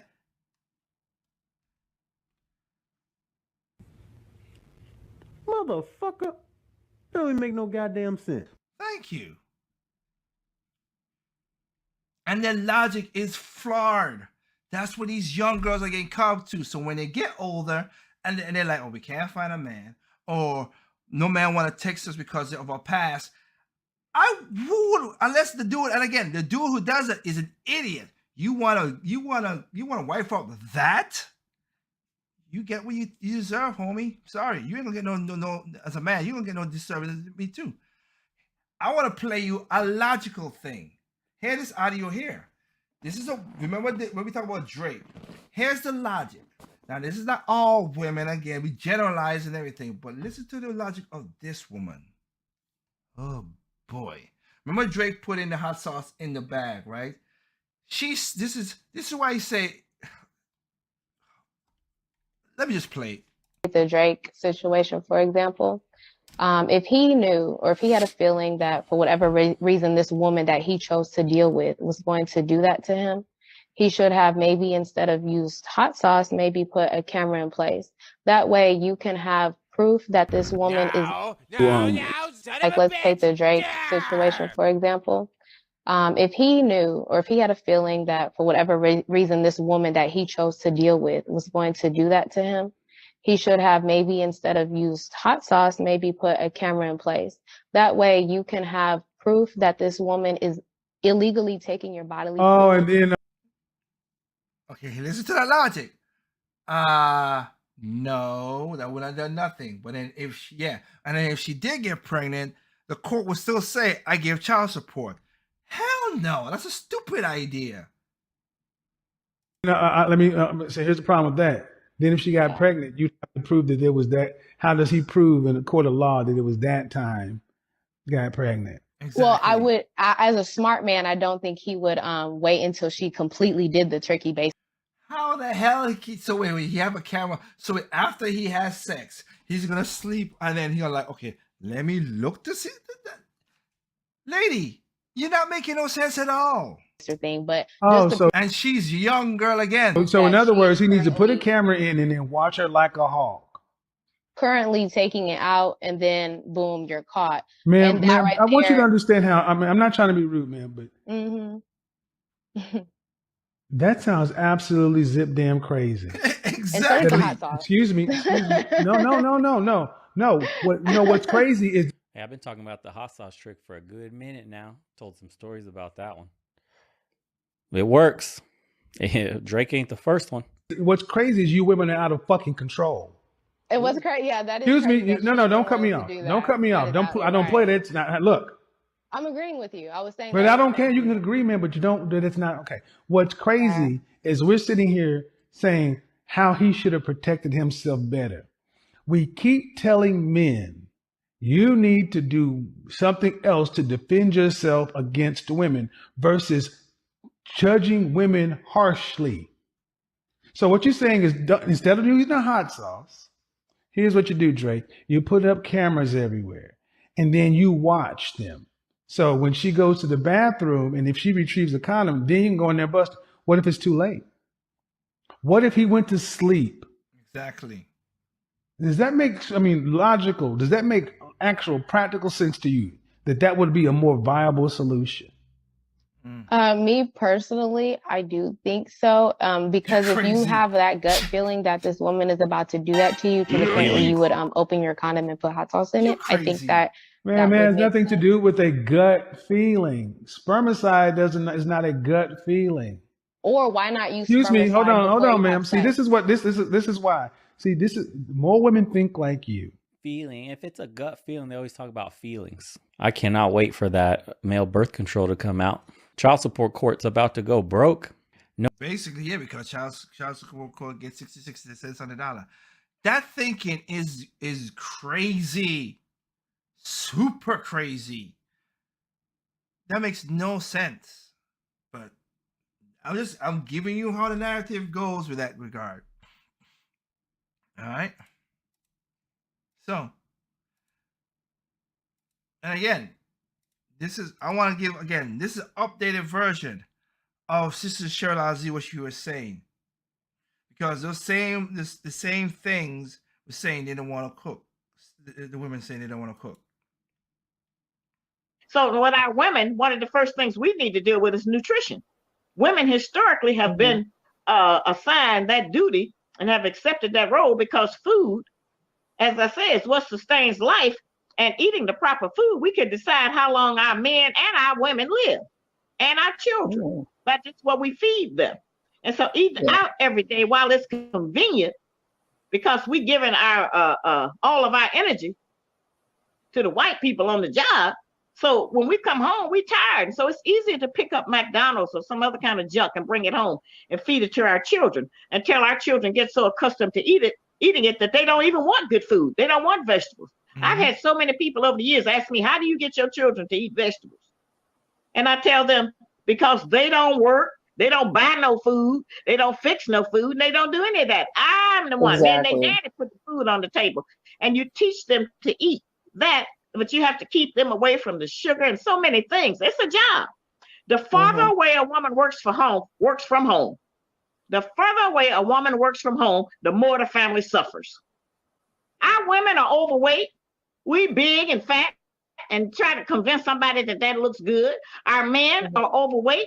Now you're talking about high blood pressure, diabetes, high cholesterol, heart disease. And so the stress of racism in this country already puts that on us. We could start eating better food. We could start preparing meals for some of our men who don't have food. You know, if we're hungry, we can go to our girlfriend's house and go in the refrigerator and say, girl, what you got? I'm hungry. Fix me something. They don't have that option to go to no other man's house and say, what you got, man? Open the refrigerator. In most cases, they are more that now. Don't even have no refrigerator. So they don't have to say that we have. So we can start preparing food for our men and invite one or two of men every once in a while to eat food. If you do that, he'll show up. Because he's going to show up and say, what you cooking? Yeah. He'll show up for the meal because that's what they want. They can't even function normally because they got bad nutrition. Yeah. And that's something we can be in charge of. And just cooking. I talk about cooking all the time. I don't know how so many of us have missed that. Cooking food and invite somebody over for dinner. You have somebody at least for some company sometime, because most of our men are lined up every evening somewhere to buy some kind of filthy, greasy food because they don't have nothing to eat. I talked to a young brother the other day. He told me he don't even know no women that cook. Starting with his mother. Yeah, you ain't surprised at that. In fact, many of our women don't cook, and they go around saying they think it's something to be proud of. I don't cook. They brag on it. Many of our young girls can't boil water, can't boil an egg, can't do anything. And they think that's cute because we don't have mothers in the community anymore as much teaching how to cook. We buy everything out. We don't know what we eat. Snails, raccoons, squirrels. We don't know how to identify meat. And the other thing, the problem that we have is that we do not have a food path. That's PATH, a food path.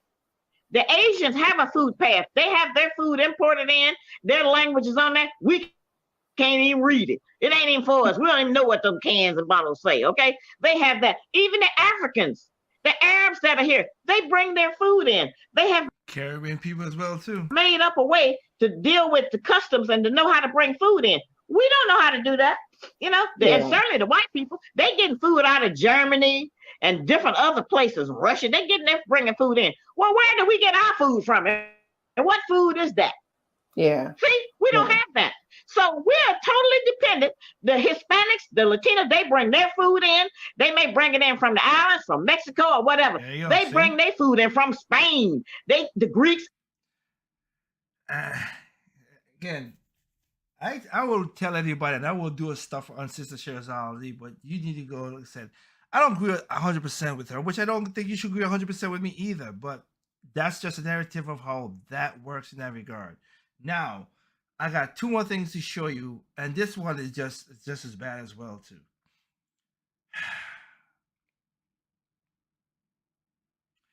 And just as she talked about the whole feminization of men, this is not good for men either.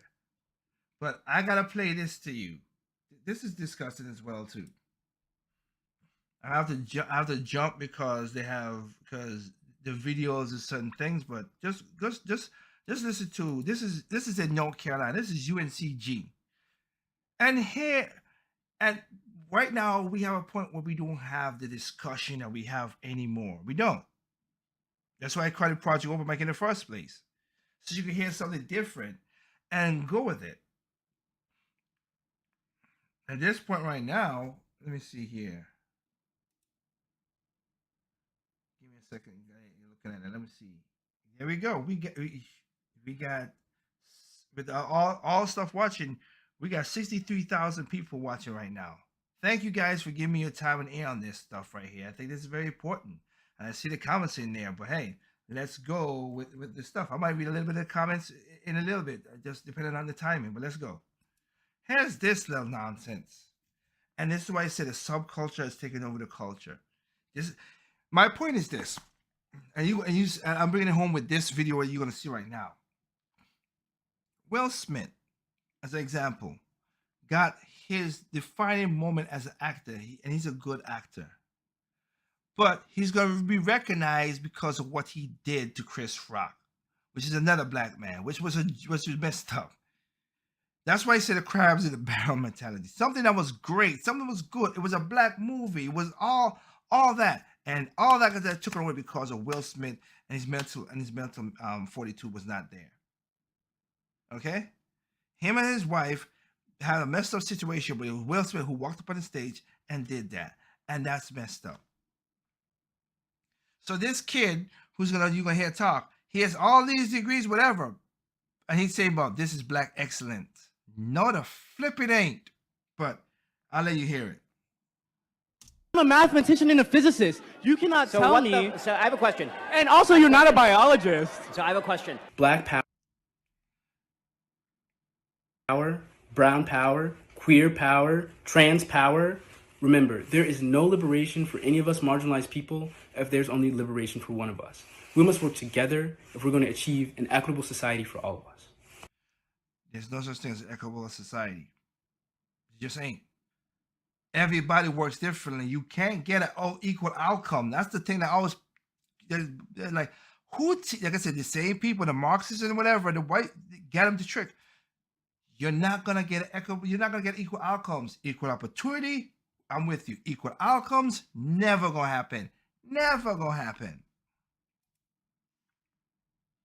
So I wanna let's say it's Right. So I wanna listen this right here. you already know the outcome of this. You know, if you know bench and responding, let's go ahead and get into this. I'm a mathematician and a physicist here, a double major, and I also just won the most prestigious award in the country to pursue research at any institution I want. I'm gonna play like a little bit.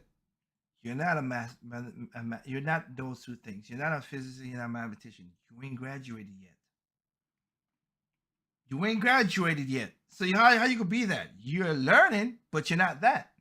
I can't say I'm a musician if I never if I ain't produce something from it. Okay, I'll give you an example. I can't say I'm an architect unless I've gotten the degrees for it. But I'll remind him back a little bit. And he got prestigious and everything. That's all cool. Into this. I'm a mathematician and a physicist here, a double major, and I also just won the most prestigious award in the country to pursue research at any institution I want, the National Science Foundation Graduate Research Fellowship. And that's good. So I think I'm pretty, qualified to say that most of what you're saying is based on like old data. But my question to you. Most of what you're saying is on old data. They're talking about the the gender argument. Let's just stick with the daggone sex. XXXY, that's it, done. Lay it over, but whatever. So I want you all to realize that. Last month, but sure. For example, gender identity disorder, that's the DSM-4, bro. We use the DSM-5. Yeah, that's one of you saying, bro. Our kids are getting stupider. Our kids are getting stupider. Now for psychologists. I wouldn't say bro, but whatever.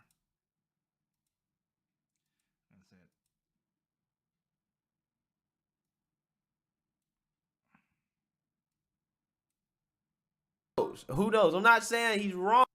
The DSM-5 in the speech, and it's called gender dysphoria, which is I the term literally that I said- use throughout the speech, not gender You identity sound like a disorder, bozo, which is how it's bro. identified And you in get the no DSM-4. pussy, and you can't even make your wife wet, bro. So what's good? Holy Jesus. What is that? What the fuck is that? He's laughing. Dude, that's so disrespectful. Even a white woman look at you like, really? And you laughing. Why would you say that? But that's what we get. This is the type of men we get.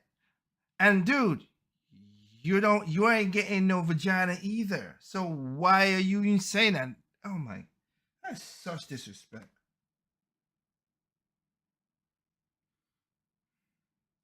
Such disrespectful. That's just bad. Oh my god. That's such disrespect. You laughing too, like you just. He's like you laughing like you just dropped a profound thing. That's so disrespectful. You would think he would be a little bit more careful about that. And furthermore, apparently this student is queer. Okay, so he ain't getting no cut either. So he ain't got no. We know that. That's the thing that killed me. We know that. Good grief, the disrespect.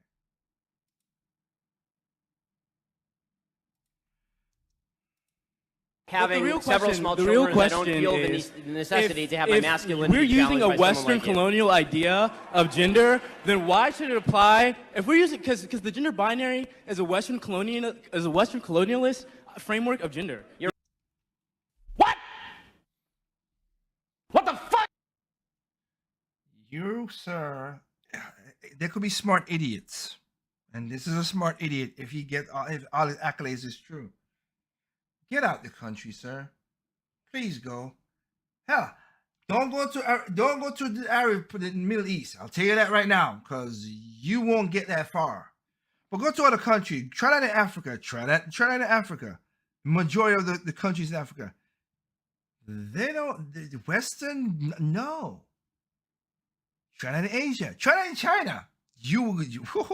But again, don't go to the Middle East because they'll kill you because of what you are. which is not cool. It's not cool. You should kill a person for that. Getting stoned to death, whatever. But that's just stupid. It's a Western thing. You've not been out of the country. This is another thing. A lot of Black Americans, y'all need to travel seriously and see how the world really is. A lot of y'all just listen to other people say stuff and you stay there. That is just, I mean, ugh. The disrespect of this is just ridiculous.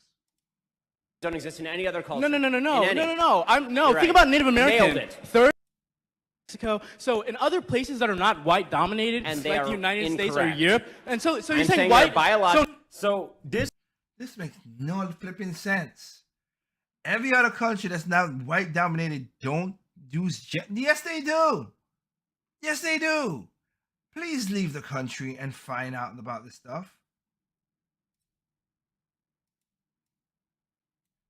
Around sex. I don't care about white people. I'm a mathematician and a physicist. You cannot So tell what me. So I have a question. And also, you're not a biologist. Well, You're not a biologist. Where did I heard that before? Let me heard that before. Oh yeah, it was this thing. I can't. You can't? Not in Okay. this context. So you I'm not a believe the biologist. meaning of the word woman. That idiocracy, which is a stupid argument. Hey, here's why it's a stupid argument. You know what? Oh, let me get this straight. Oh wow, hey guy, I see a rain cloud coming. It looks like it's rain. I smell it in the air. I think it's gonna rain. Let's go inside. Well, you don't know that because you're not a meteorologist.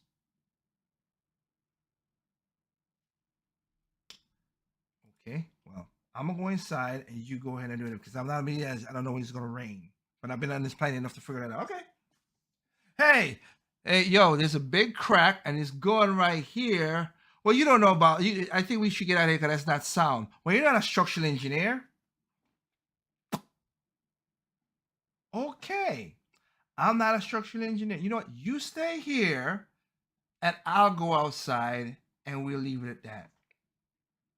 Or let's make it even more stupider. Hey, you know what? Oh man, you got cut. Whatever. Oh man, that's a shark. Well, you don't know about that. You're not a marine biologist. Okay. I'm going to leave you in the water with the shark. I'm going outside the water since I'm not a marine biologist.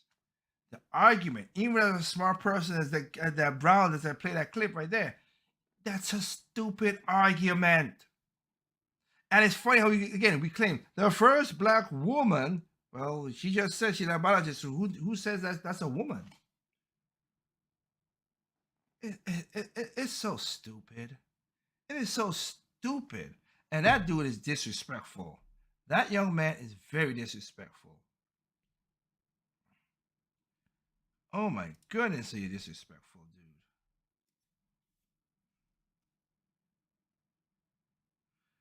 I'm not gonna go play any more of that because it was disrespectful. But then he played a video. See, because you're effeminate, you want attention. So he made a YouTube video which he says this, which of course it's funny to me. At UNCG. You know, waited patiently in line, shuffled through security. Sorry, gotta go back a little bit more. At an event like this. So let's listen to it because he's going to make a claim about why he confronted Ben Shapiro that really should surprise nobody. Hey, my name is Quentin Merritt, and I just roasted Ben Shapiro.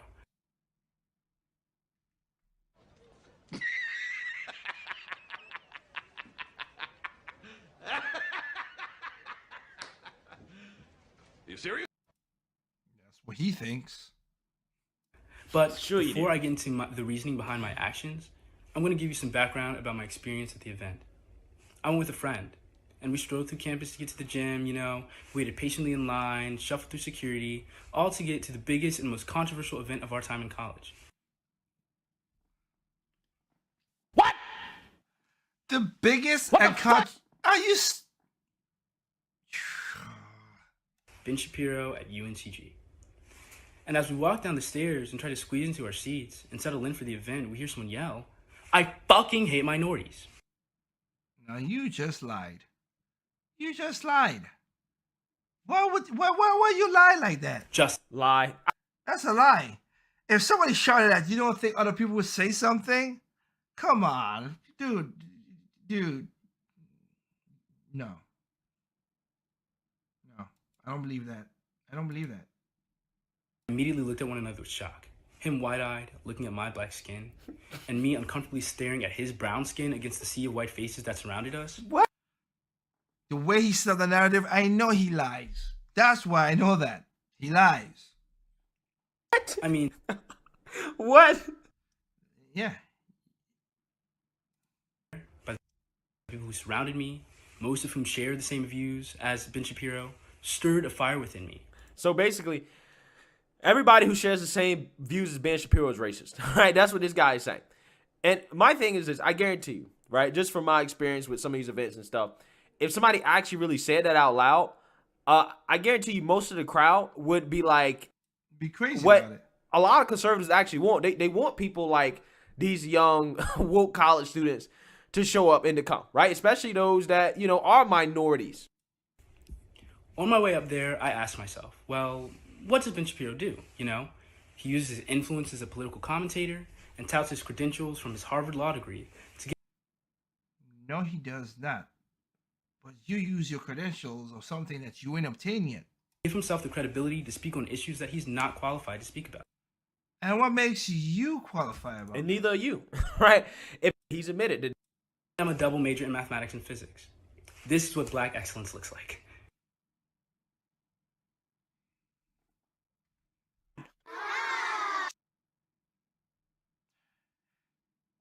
Good that you get there, but the way you acted was a pure, straight out jackass. That's what you acted. That's not what black excellence is about. That is a jackarassery that you did. If you didn't go up there and tout, and then it's funny. He's like, "Oh, I'm doing this for," and it's like these are the same people who say about stuff for women, but you just degraded a man's wife, and like that is just disrespectful what you did. I hate that. And that's the part about the black subculture. They make sex such a prominent thing that that's all we talk about. All it is. That's why we got all this. And I could have put another clip where this girl said, this girl is like, which I've said before. It's funny. Megan Thee Stallion, all these people. Where all these people talking about? You know, they're talking about they get all these boyfriends. Remember, Beyonce. She got her husband. They did all this stuff. They said, "Oh, you should not do this." But they got their husband, their wife, and whatever. Cardi B, I don't need a man or a man should whatever. Offset cheated on her. She stayed with Offset. Beyonce, Jay-Z cheated on Beyonce. She still stayed with her husband. Megan Thee Stallion, she got her boyfriend. All these people, they say, "Well, yeah, city girls, all of them, well, yeah, you don't need no man, whatever." But they live the opposite life of what they sing. There's a video with a woman call them out on that nonsense, but I ain't right here. I can't call it on that right there. Because of time, I want to get this in before I go. So this is not black excellence. It ain't. Okay? Just telling you right now. I want to play the ending part of this, like saying, Black Lives Matter. I want to end it with this before we go. This is a long show, but I want to end it with this. This is, again, the subculture doing stuff. The reason black, and then again, the Prestige Colors said, literally said, excuse me, I follow Marx. The same Colonel Marx that shows how to separate the family from the kid, saying that if we degrade men, we're going to find out that we can control women easier to do what we need to do. Separate the kids from the family, and you get revolutionaries. And Stalin said, with those revolutionaries, you get useful idiots. And remember, Prestige Calcutta has a kid, but she's lesbian. Nothing against that. Against that at all. But you go to the manifest where they took off a Black Lives Matter, not what we found. I remember I got a video about that. They don't care about men. They care about women. That's all cool. They care about transgender. That's weird. And I mean, I know where that they did that. And they said, we need to worry about black families. I'm like, okay, but you don't care for the black men, but you want to have black kids. How that work? How does that work? But whatever. A lot of criticism of Black Lives Matter in recent years. Yep. I'm not talking about the international movement to fight police brutality. That's another thing too. Nobody's talking about that like that. Again, we just gotta be talking about it. I don't care. Black Lives Matter, I don't. But I know, like the Me Too movement, like we just showed a while ago. Once, remember, and Black Lives Matter was basically funded by George Soros and the white people. So again, they gave money to them. They became the spokespiece, and then they abused the power. Not surprised. And systemic racism. I'm talking about the increasingly unaccountable nonprofit organization that's been accused of doing some very shady things with millions of dollars in donations. That's the Black Lives Matter Global Network Foundation, which sometimes goes by BLMGN or sometimes BLMGNF. It's the nonprofit charity that owns the website blacklivesmatter.com, which means BLMGNF is the organization that people associate with the idea that Black Lives Matter, which also means that it's the organization that people donated millions of dollars to in order to show their support of that idea. Yep. Following the death of George Floyd in 2020, BLMGNF raised $90 million. After expenses and disbursements to local BLM chapters, it had over $60 million left over. But as a nonprofit organization, BLMGNF didn't disclose to the IRS how it used the money. This got BLMGNF in legal hot water. If you want to learn more about it, check out our previous episode. The link is below. But since that episode was published, BLMGNF was able to further delay their financial disclosures through an accounting gimmick. BLMGNF hired high-profile lawyer Mark Elias, who's worked for the Democratic National Committee and the Hillary Clinton presidential campaign. With Elias's help, BLMGNF was able to switch from calendar year to fiscal year tracking. This means that they now have until mid-May to submit their IRS info instead of last month. But that still doesn't solve BLMGNF's transparency problem. We still don't know who controls the $60 million that it has on hand. And it might have actually been a lot more money than that, thanks to direct corporate and foundation donations. But no one knows exactly how much. As a high-profile nonprofit charity taking people's donations, this lack of transparency is really bad. Yep. Even within its own ranks, BLM has grown more divided. Yep. In a very public dispute, several chapters broke away, claiming that the group's national leaders had failed to provide financial transparency or include the chapters in decision-making. Yep. As the scandal grew, several BLM leaders quietly jumped ship to avoid accountability. But now we know more of where some of that money went. A 6,500 square foot mansion worth about $6 million. More after the break. Welcome back. BLM is in trouble for its shady financial practices. And it's not just right-wing media reporting on this. Last week, New York Magazine revealed BLMGNF secretly bought a $6 million house in California. New York Magazine did an entire cover issue on how socialism is totally cool now. So yeah, it's pretty left-leaning. Yep. They're not out to attack BLM over ideology. Nope. The $6 million house New York Magazine is talking about is different from BLM co-founder Patrisse Cullors' 4 high-end homes. Because as far as we know, those were purchased by Cullors with her own money. But this $6 million house was purchased in cash in October 2020 with money donated to BLMGNF. So what does $6 million get you in California? 7 bedrooms and 6.5 bathrooms, including a guest house, a pool, and a soundstage. Again, this wasn't bought with any of the BLMGNF leaders' personal money. It's actual donation money. The purchase came just 2 weeks after BLM received a $66.5 million cash infusion from its former fiscal sponsor on October 6, 2020. The transaction had not been reported. In fact, it seems like the BLM leadership had hoped to keep the house's existence a secret. On October 21, 2020, BLMGNF provided donor funds to Diane Pascal, a self-described nonprofit real estate investor who manages an LLC, or limited liability company, run by BLM co-founder Patrisse Cullors. 6 days later, Pascal transferred the property's deed to the law firm Perkins Coie. You may remember Perkins Coie. It was the law firm hired by Hillary Clinton's presidential campaign to do opposition research on Trump that resulted in the now debunked Steele dossier that was the basis of the Russia collusion narrative. And BLM-GNF's new lawyer, Mark Elias, used to work for Perkins Coie too. Coincidence, ain't it? What a small world. Exactly. Anyway, according to BLM board member Shalamaya Bowers, BLM used middlemen for the property purchase to avoid exposing BLM's assets to any litigation or liability. Which might be true, but it also conveniently meant the ultimate identity of the property's new owner was not disclosed to the public.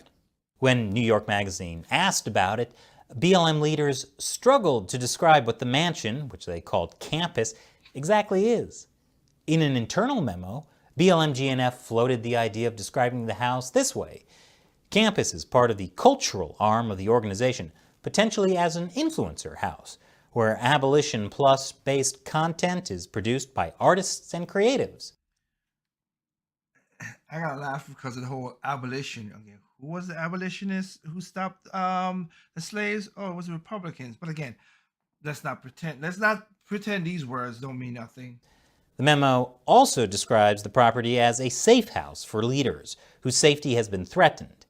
As I wonder why. New York Magazine points out, the two notions, that the house is simultaneously a confidential refuge and a place for broadcasting to the widest possible audience, are somewhat in tension.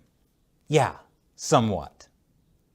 In an emailed statement on April 1st, Shalamaya Bowers said campus was bought with the intention for it to serve as housing and studio space for recipients of the Black Joy Creators Fellowship.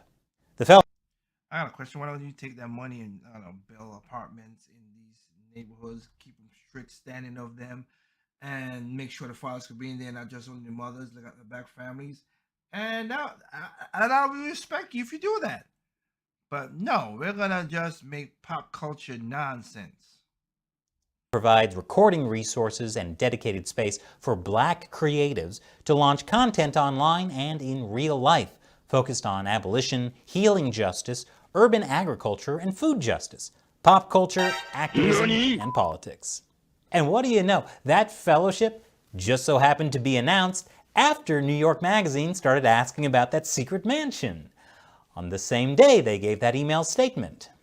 BLM-GNF told News One that the house will provide both living spaces for artists to be in residence, as well as communal spaces for collaboration.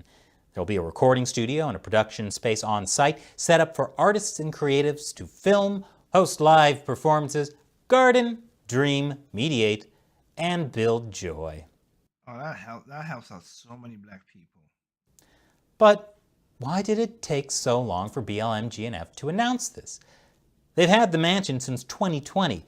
You don't mean to tell me they never planned this until New York Magazine questioned them, right? For a space that's supposed to produce content from black artists, relatively little content has been made. That's why I said what I said.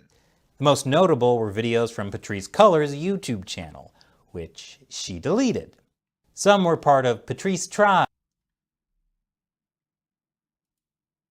I want to show you something. And it's a knock because of how the media likes her and everything. Part of Patrice Tries, a series that's just focused on Patrice trying unfamiliar things. It looked for videos from Patrice Culler's YouTube channel, which she deleted. Somebody had that powerful and whatever, and all that, and all the billions of dollars that she could get. They got billions. That's the subscribers again. I know how hard it is because I got like 20 subscribers on YouTube, but I got other people, although that's why I have to spread myself so thin. Well, in a way, but don't get me wrong. Again, remember, check out the links in the description to all the stuff: Spotify, Anchor, Google Podcast, Stitcher, Twitch TV, Live Now, Facebook, all that stuff. Some were part of Patrice Tries, a series that's just focused on Patrice trying unfamiliar things. It looked less like a channel for political activism and more like a regular YouTube influencer page. Exactly. Doing things like, I tried baking a family recipe for the first time. Intense.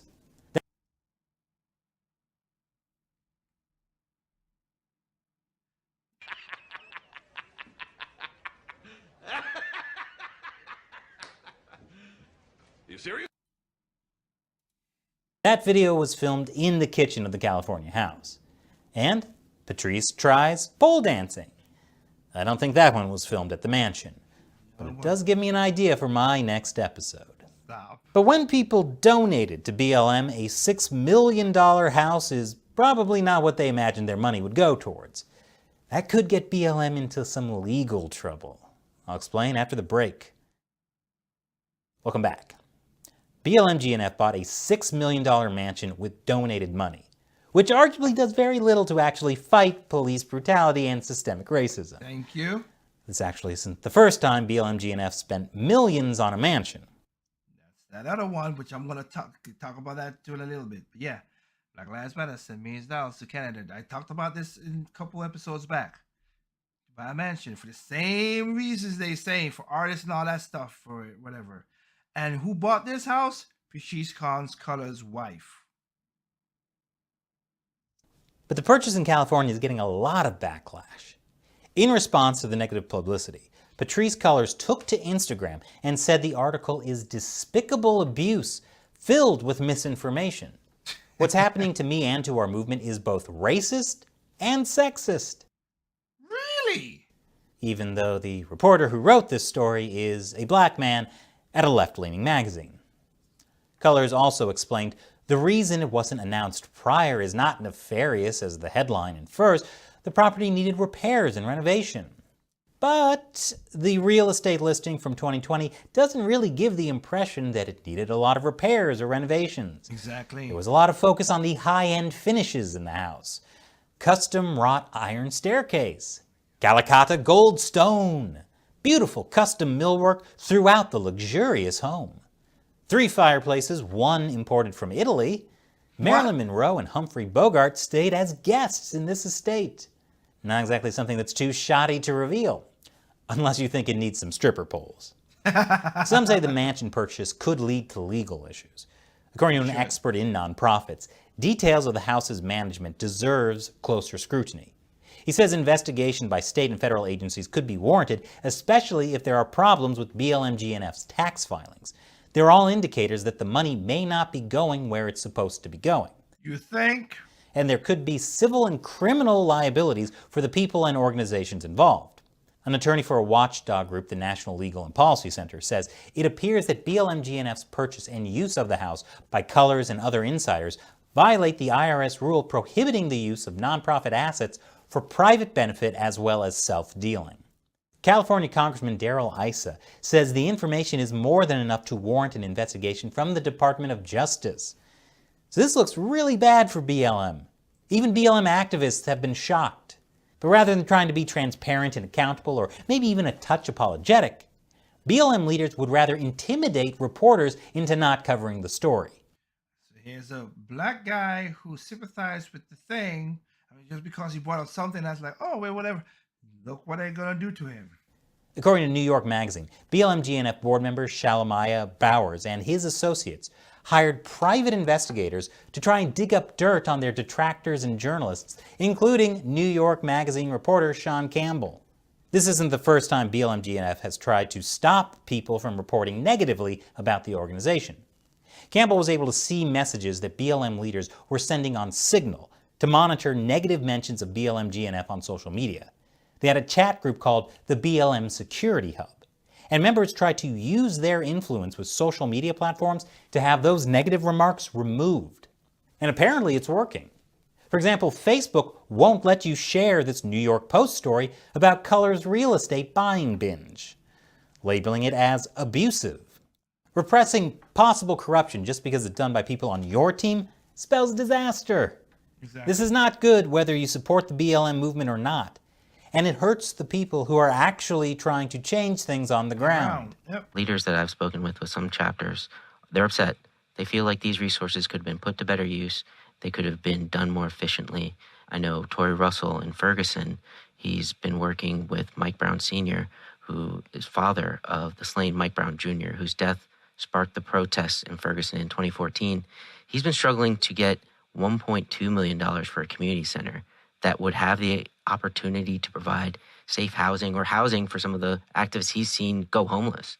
Wow, if only there were some extra millions of dollars lying around. And this episode is sponsored by Blinkist. So I'll leave it at that. So for me, so you see how all this stuff works out. It's heinous.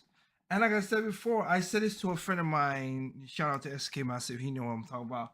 I said, I have a problem because every time black people try to put something that's positive together, they always get hijacked into something that ain't supposed to be. You gotta be careful of stuff like that. That's the point of doing this. So yes, the subculture, and shout out to the people out there. We are at 66,852, 57. Thank you for giving me that. I'm gonna just read a couple because I gotta read a couple of these comments here because it is some of them is just disgusting. Candace Smears from Washington D.C. This is what black excellence look like? Nope. That's what embarrassment looked like. Not to mention giving black people a bad name for being disrespectful. As an African American, I felt disgusted by what that guy said and did. Exactly. That's what I said.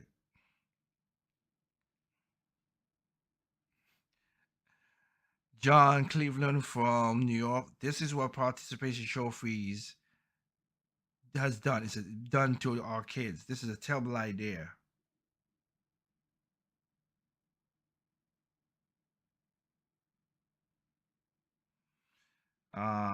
Kelly Somat from Miami, Florida.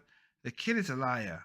Ben Shapiro never uses his credentials as a Harvard graduate or lawyer to prove his points, which is, I know that. I do know that. That's why I say he lied. If he lied on that, trust me, he lied about somebody shouting out that they said that. He actually does the opposite. He explained just because someone isn't a cop doesn't mean that they didn't know if someone has broken the law. Same thing all over. The kid is a legend on this own mind the kid is a legend in his own mind. James Jameson from New York.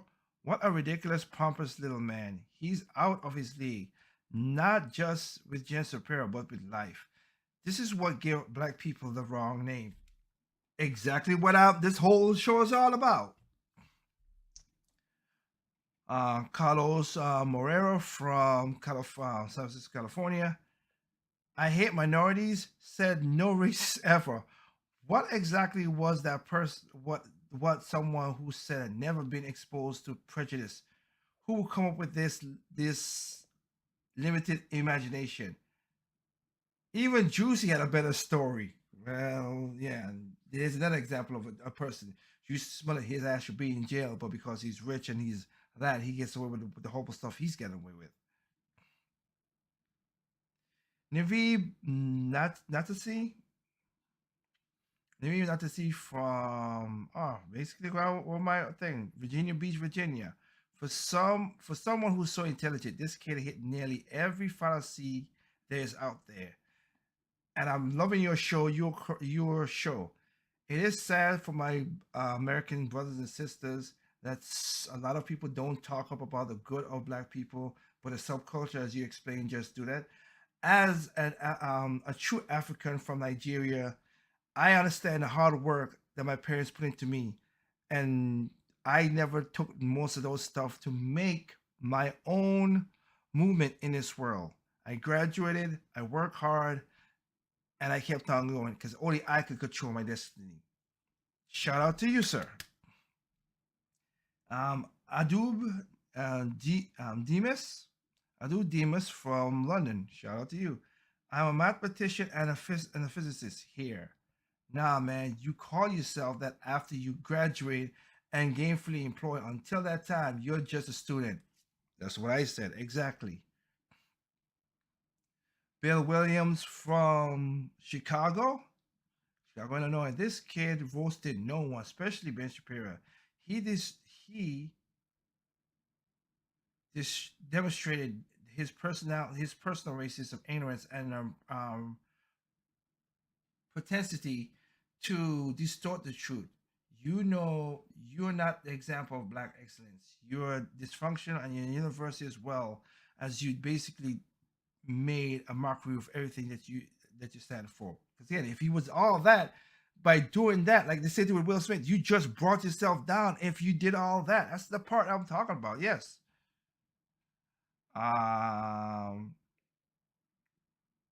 Mark Brusson from Washington D.C. The fact that he resorted to insult says it all.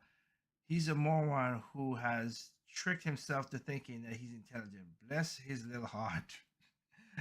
Oh my God, these are black people saying this, so it's just too funny. These are so funny. I'm sorry for that situation.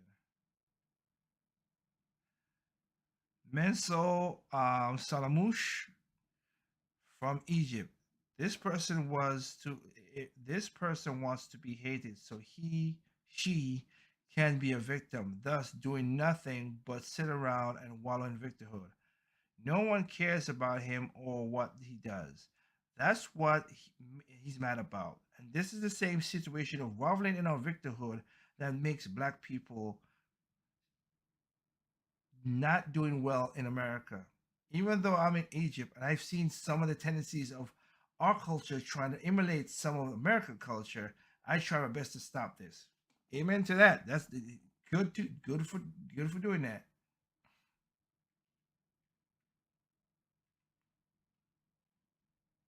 Let's see what we got here. Anything else that pop up? Michelle Clark. This child is nothing more than a professional victim. Bless his heart. Kwan Wee Lee from Japan. For the Kanto region, okay. The fact that he is so insecure about his intelligence to point out he has self-proclaimed physicist and mathematician, it scares me. I am a physicist and a nuclear engineer, but I don't open my conversations with that. Also, being a physicist and a mathematician does not mean that you are smarter than anybody who ain't. Exactly. Calvin Duke from Greensboro, North Carolina. You are not a biologist. This is such an absurd use of the argument of authority that is comical. Courtney Knack, also from Greensboro, North Carolina. The minute he insulted Ben Shapiro, and this is again a black girl, against Shapiro, his was invalid, which is true. You didn't have to go to them to say that. That is just so that the minute you start insulting people, your argument is null. And what he said was so disgusting. I was appalled that this man is a black man. Jack Knack from Atlanta, Georgia. Everybody, I'm going to have my Big Mac and fries. Thank you, Democrats. How would you like to be our candidate? That's wrong. That is wrong. I'll use this last one. Jenny, good grief, this Yuka, Jenny Yuka, New York. This kid acts like like intellectuals who once heard the most deadly century of mankind. The ignorance breed more chaos into the order, not a creative chaos of not a creative chaos, but just destructive. Thank you for providing this show on doing the difference between blacks, because there are a lot of black people. My family came from Africa as well too. We came from the Congo region, and I understand the opportunities I have in America. And I have many friends who are Americans who also have done well. But it is a subculture, like you and Thomas Stoll has stated, that helps create the stigmatism of all black people thinking this way. Thank you for your show, and I would love to share the videos. Again, go to youtube.com, go to Project Open Mic on YouTube, Jenny, and help a brother out. Share the content, but again, thank you for that, okay? Thank you for that in that regard. So for me, I want to thank everybody out there for this situation. Yes, it's been a long night. We'll be past This has now surpassed the most shows. The most views can be up to 67. It's up to 67, which I played the wrong music to end the show. But again, thank you very much for hanging in there. For people, again, this show is broadcast on multiple platforms. It is broadcast on Nico Nico, which is in Japan, which we had somebody who said something from Japan. It's also on Tempo FM, which is basically in Europe. Also, You Now also is in Europe. Live TV, Live Now, Twitch TV, Project Open Mic is basically how we say all these things. Also, Project Open Mic on in Facebook, but that one's through TT Records on Facebook. So check TT Records on Facebook for that one. And again, audio, Google Podcasts, Stitcher, Anchor, and Spotify. If you want to have this and share with everybody else. So mostly the audio goes up about 4 or 5 days later after the show, just to give that because of the timing of how things is with everything. But again, links are in the description to the audio stuff. Go check it out. I think our Facebook one is in there as well. But anyway, go check it out. With that said, thank you again for your time, your eyes, your mind, and your ears to listen to what I have to say. And again, there are a lot of Black Americans, as the last person said it, that does do good things, but they're busy being happy or they got busy to work and stuff like that. That's why I do most of the show Project Over Mic to tell you these stories, because I know you're busy taking care of kids, working. The CNNs and MSNBCs and Fox News and all that stuff gets in there. You hear part of the story, you don't know most of the story. So that's why I bring this to you as a topical show.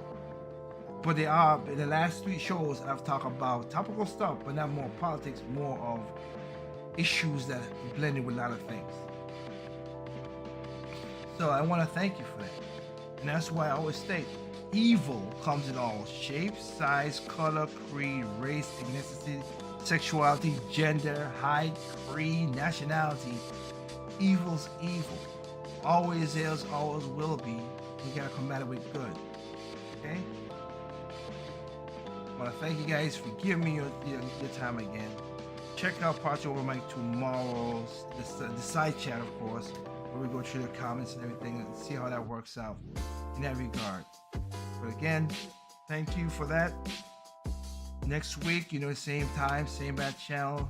Next episode of Project Open Mic. We'll be there. And again, it's to help us influence more and do more stuff. Share the video, share the podcast. All those platforms are just labeled, have share buttons, so share them on your favorite social media. Also, if you can, go to YouTube and hit the subscribe button, hit the notification bell for when we go live. Comment, thumbs up, thumbs down, do everything you can. Help us out in the rig on YouTube, okay? We would greatly appreciate it. With that said, end it with the usual. Remember, people are stupid, individuals smart. Please be that smart individual. If you're going to generational wealth, curses or whatever, or you're seeing what's going on, you're the one, be the one to break the generation curse. That's the best I can tell you, right? Alright, it's your boy Tim, Project Open Mic. Peace out, have a good night, take care of yourself, and we'll catch you next time next week. Peace out.